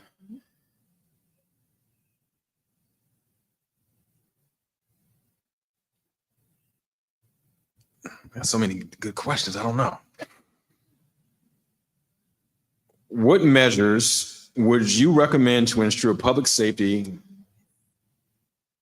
and to address issues like crime or drug use in our community? Yes. So thank you so much for asking that question. I was hoping that we would have some more questions on public safety. I want to make sure that I say that I am really excited about the leadership at the helm of our Greenville Police Department. Recently, we have had wonderful promotions to include Deputy Chief Thomas. She is the first African-American female to hold that position. And it's extraordinary for the city of Greenville to have her. Not only that, but she's qualified to be in the position.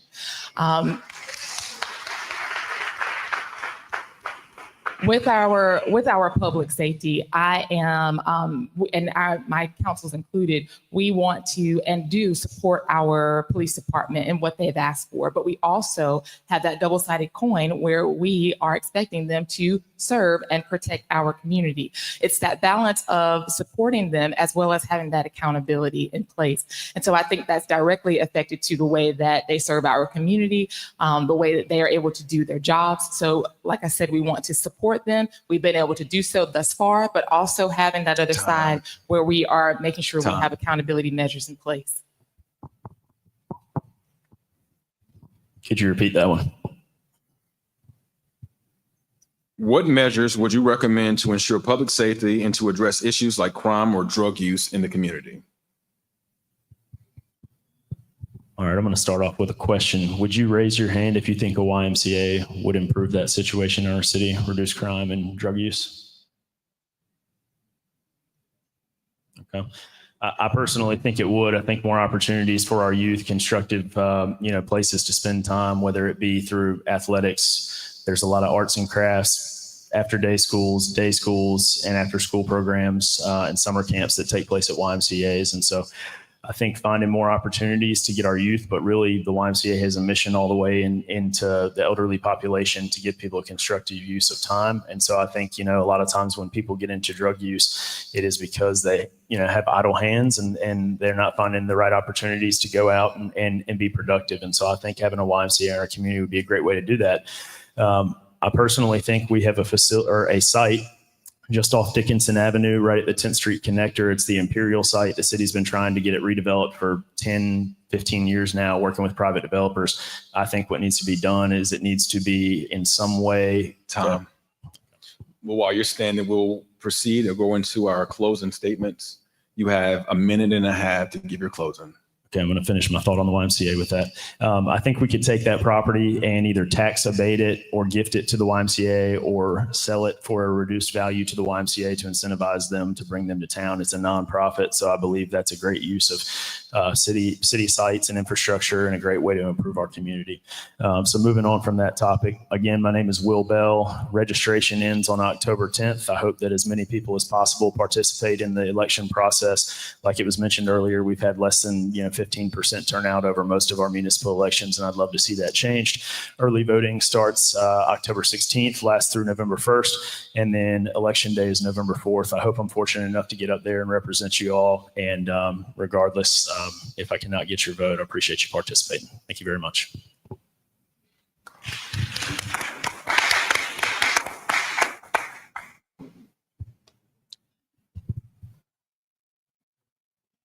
It's a pleasure to serve you. We're doing the work. We're going in the right direction. I can, like I said, see a small business that's been affected by the work we've been able to do. I can see someone who I sat in their living room and talked to them about an issue on Stone Bend Drive. I see someone else who I was able to appoint to the Human Relations Committee. We're doing the work. We want to continue doing the work. We're going in the right direction. We as a council are committed to serving our community. And John Maxwell said that everything rises and falls on leadership. In this election, I want you to think about leadership, what you're seeing, what you deserve, and what you want to continue to see. And let's continue moving in the right direction. Thank you.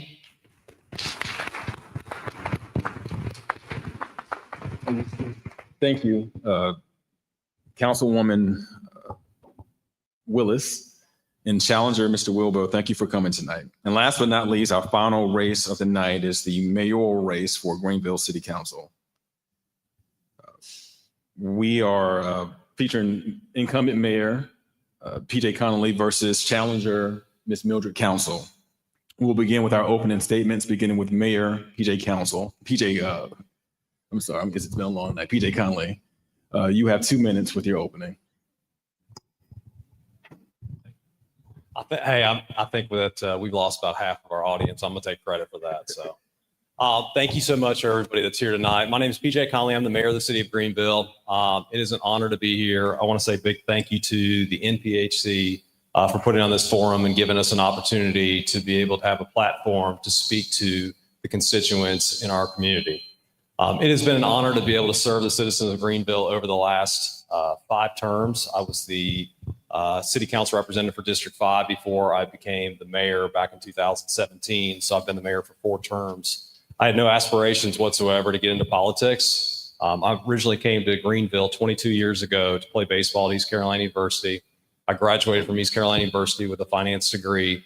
I went on to play professional baseball in the Los Angeles Angels of Anaheim organization for a couple of years. I retired, semi-retired, I guess. I also had a beautiful wife, or I should girlfriend at the time, that I wanted to make my wife. So I came home to her and opened up a business here in Greenville.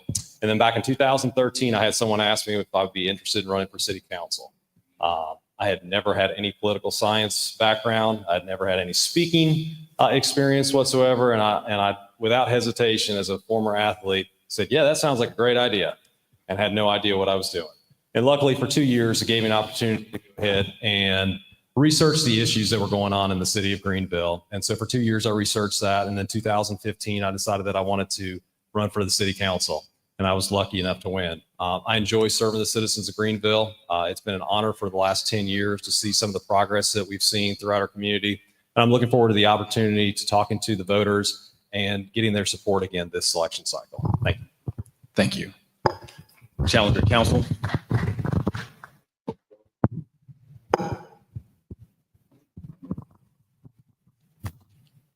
Good evening. Thank you, NPHC, for this forum so that we can share our platforms tonight. My name is Mildred Atkinson, council, and I am a former council member. And also, I've already served Greenville in the role of mayor pro tem under 3 different mayors.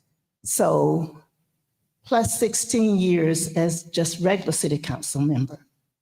I am a local person, grew up on the farm, back out in the woods, attended public schools here in Pitt County, also went on to Shaw University to receive my Bachelor's of Arts degree in sociology and received a full ride to the University of Wisconsin-Milwaukee with a social work degree. And since when I returned home, when I grew up here, most of us had to leave and never come back because job opportunities wasn't there. But I was blessed to get a job with the North Carolina Department of Health and Human Services, and I retired with 32 years of experience. Also, I worked at Caswell Center for 1 year and 3 months, and I retired with the Department of Health and Human Services. And coming back to Greenville, I wanted to give back to my community. And so I gave back, serving on the city council for those years. Later, I was appointed to the Board of Education, where I retired as its chair of the board. So I have leadership skills extraordinary. And I want to be your next mayor because I am a leader, and not to mention all the extra organizations that I have led, from alumni, from social work, all of that. Thank you. And while you're standing there, growth in Greenville has been slow but steady. What makes you the best choice to lead our city at this moment in history? This moment in time, we are living in one of the most serious parts of history that I could have ever imagined. So I grew up with some very difficult situations, and to know that someone wants to take us back to those times is absolutely ridiculous. So as mayor, I want to be everybody mayor. At the present time, I don't think that exists because what's happening today, a lot of our people are feeling left out. I hear it often, and I've been told over and over again, I'm just left out. I said, well, if you let me, you would be back in. So I would be everybody's mayor. Thank you.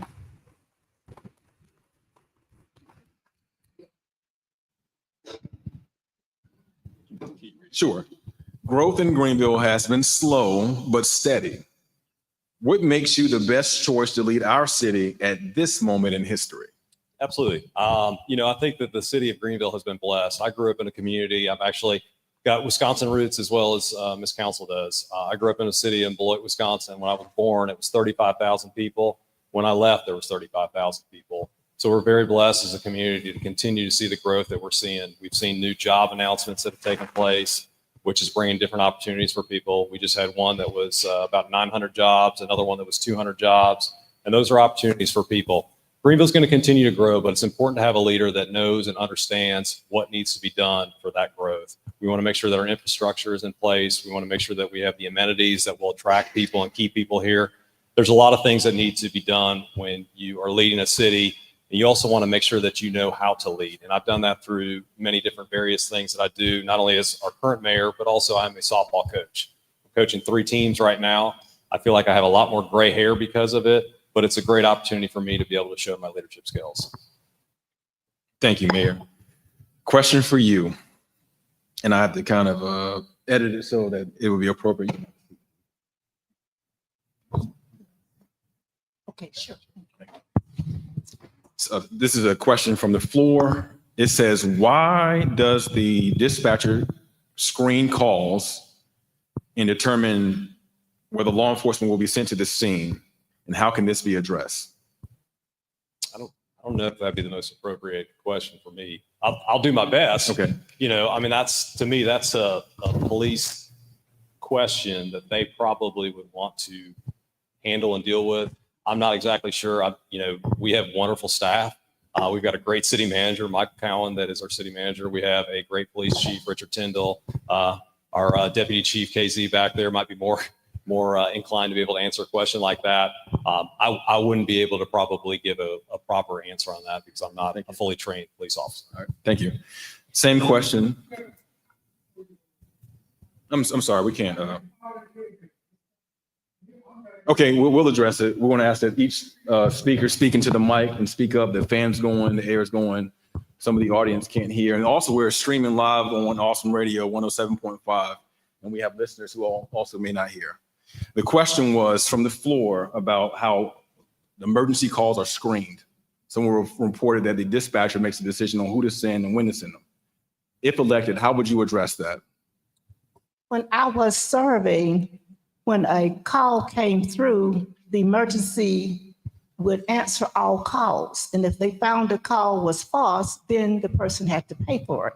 Now, that's how it was when I served. So today, I still feel that how do you determine, I know they are trained in a certain way, but I think every citizen deserves to be heard if they say they are sick, and when they should be taken to the emergency room or wherever they need to go.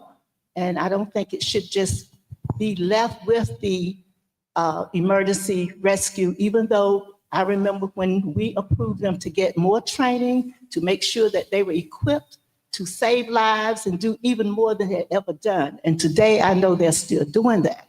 So I just feel that we need to make sure that everyone is served appropriately, because I'm feeling, because I hear this too, healthcare in this area is sometimes very partial. Thank you. And while you're standing there, let me say with you, affordable housing is a major concern. Yes. What specific policies or programs would you support to address the housing shortage and increasing costs? There are numerous housing opportunities in Greenville, but the developers are so greedy. They want to make all the money and not give people what they need. And we need to have more job opportunities for those of us that live here. And when we get an opportunity to have housing, we need to have some, I feel, when I get on council again, I would like to have some type of stopgaps that will not allow housing to go so far, because they can control some of that. That's the power of a city council. They can do more in making sure that people don't overcharge people. Thank you. Thank you. Mayor? Yeah, I got it.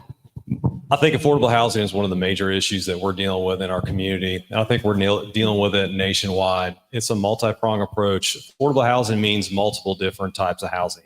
Affordable is different for every single person. There's affordable housing issues for low-income people, medium-income people, and high-income people. One of the things I think that was mentioned earlier on was the housing market.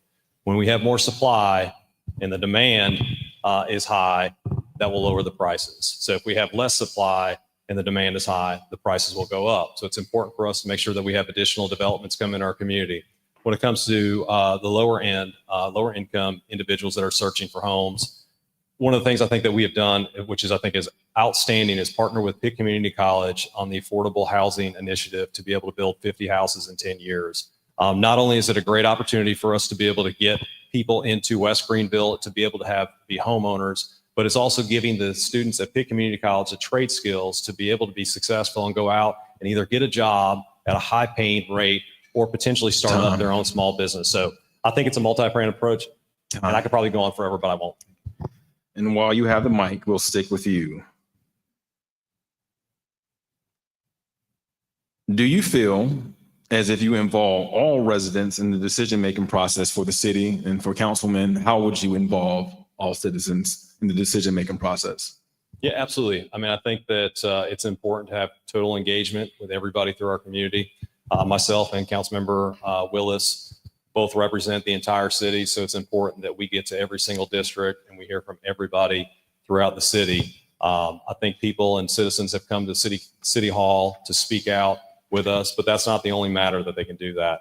It depends on what they want. I have people that show up to City Hall that want to have meetings with me. My staff a lot of times can redirect them and be able to put them in the right place. Or if they want to meet with me, I'm happy to meet with them. I have no problem with meeting with people. You can send us emails to engage with myself or any other council members. But I think it's important that we engage with everybody throughout the community so we can hear and understand what the issues are and how we can solve those issues as a council.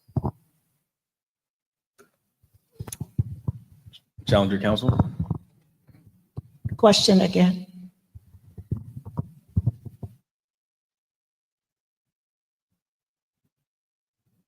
How would you involve all residents in the decision-making process for the city? Well, right now we have boards and commissions that I will continue asking people to serve on because there's a lot of power in serving on your boards. Also in our communities, we need to have more people engaged in the community. And this is what I've always challenged people to do, be involved where you live. And because if you don't get involved, decisions will be made and you will be left out. So I would encourage more people to be involved. Like I did in the past, I had a newsletter that the former council member, Ms. Glover, and I worked on together. So newsletters was important. We had rallies in our community to discuss issues. We even brought residents to City Hall to talk about concerns that they had. So I would be doing some of the same kinds of things again, as well as making sure that social media, those that us that like that better, but there will be a way that all people could be engaged in our community. And, okay, thank you. And as you're standing, we'll now move into our closing statement, where you will have 90 seconds to address the audience. Okay. Well, you heard from us tonight, and I would just like to say that you're looking at a well-trained individual, lots of leadership experience in this community already. I'm still willing and able to learn and share love to our citizens, and we'd like for you to consider a person that will be everybody's mayor at all times. That is Mildred Atkinson Council. So will you please vote, early voting first, starting October the 16th through November 1, and election day, November the 4th. Thank you so much. Thank you.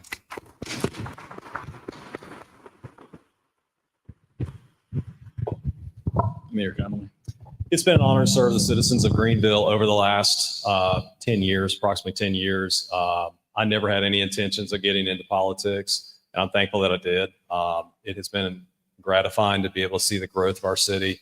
It's been outstanding to be able to see so many new developments and new things that are taking place throughout our community, see new businesses, but there's a lot more work that needs to be done. You know, there's a lot of things that I still want to see accomplished. One of the things I routinely get told from people throughout the community, doesn't matter what age they are, is that we need more entertainment opportunities here in Greenville. Many people say that we just don't have enough to do, and I think that will be another thing that can help out some of our youth.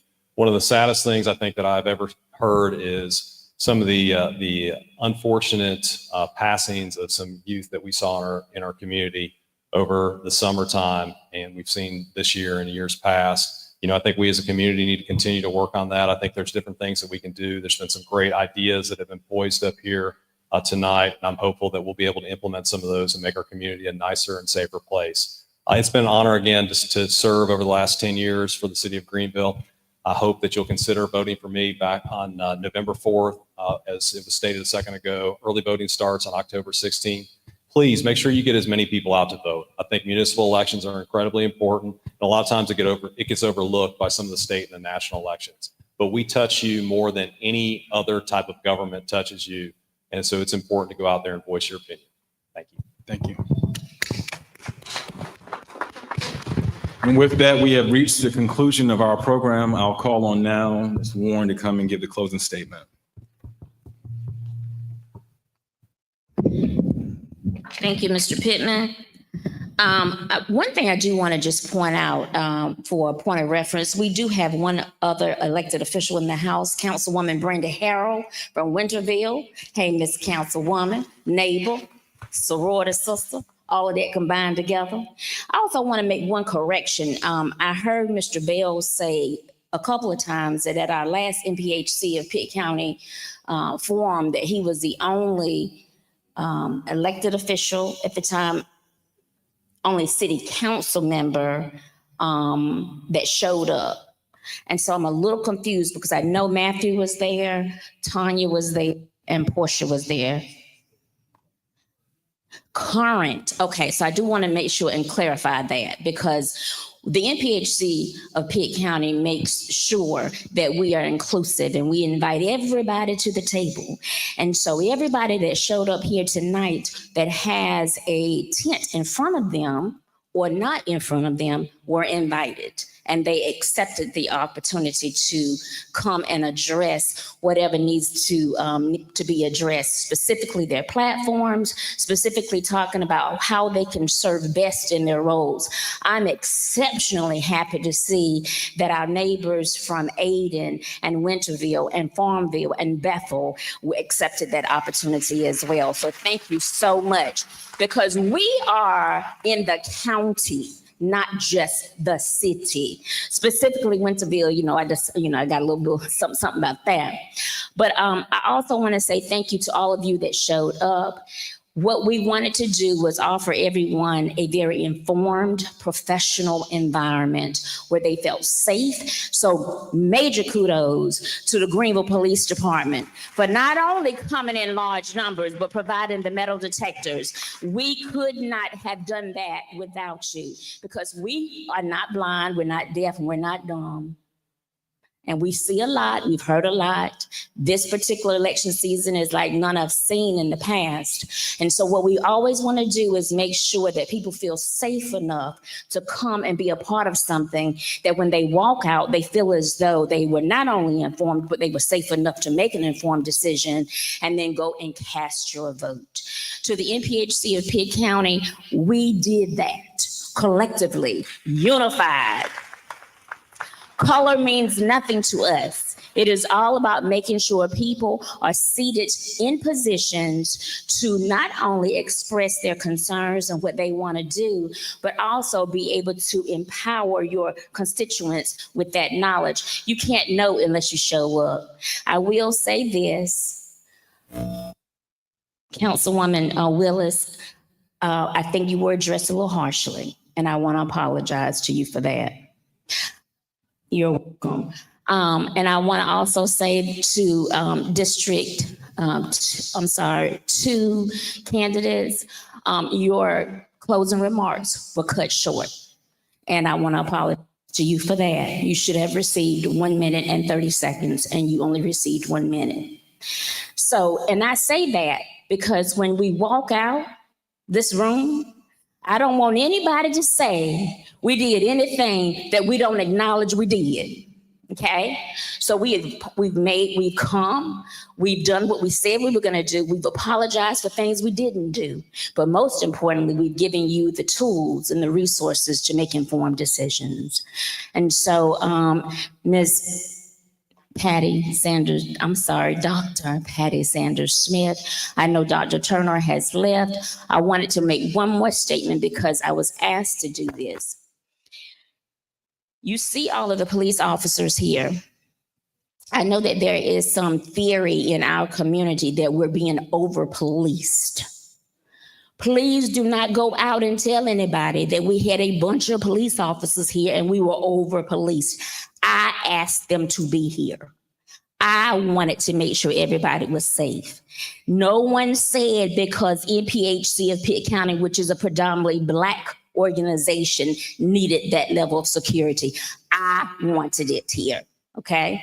We wanted it here, and we're happy you're here. So thank you. Dr. Sanders, any last remarks?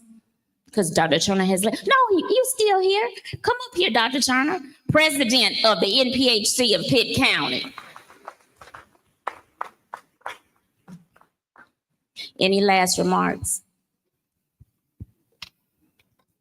Mr. Jared Pittman, this was your first attempt at hosting or moderating, and we cannot thank you enough, brother. Thank you so much. I didn't see you, sir. You're just going to tell the people now. All right. We want to thank Sister Norma Warren and all of the work that she has done to put in for tonight. I'm so sorry, Mary.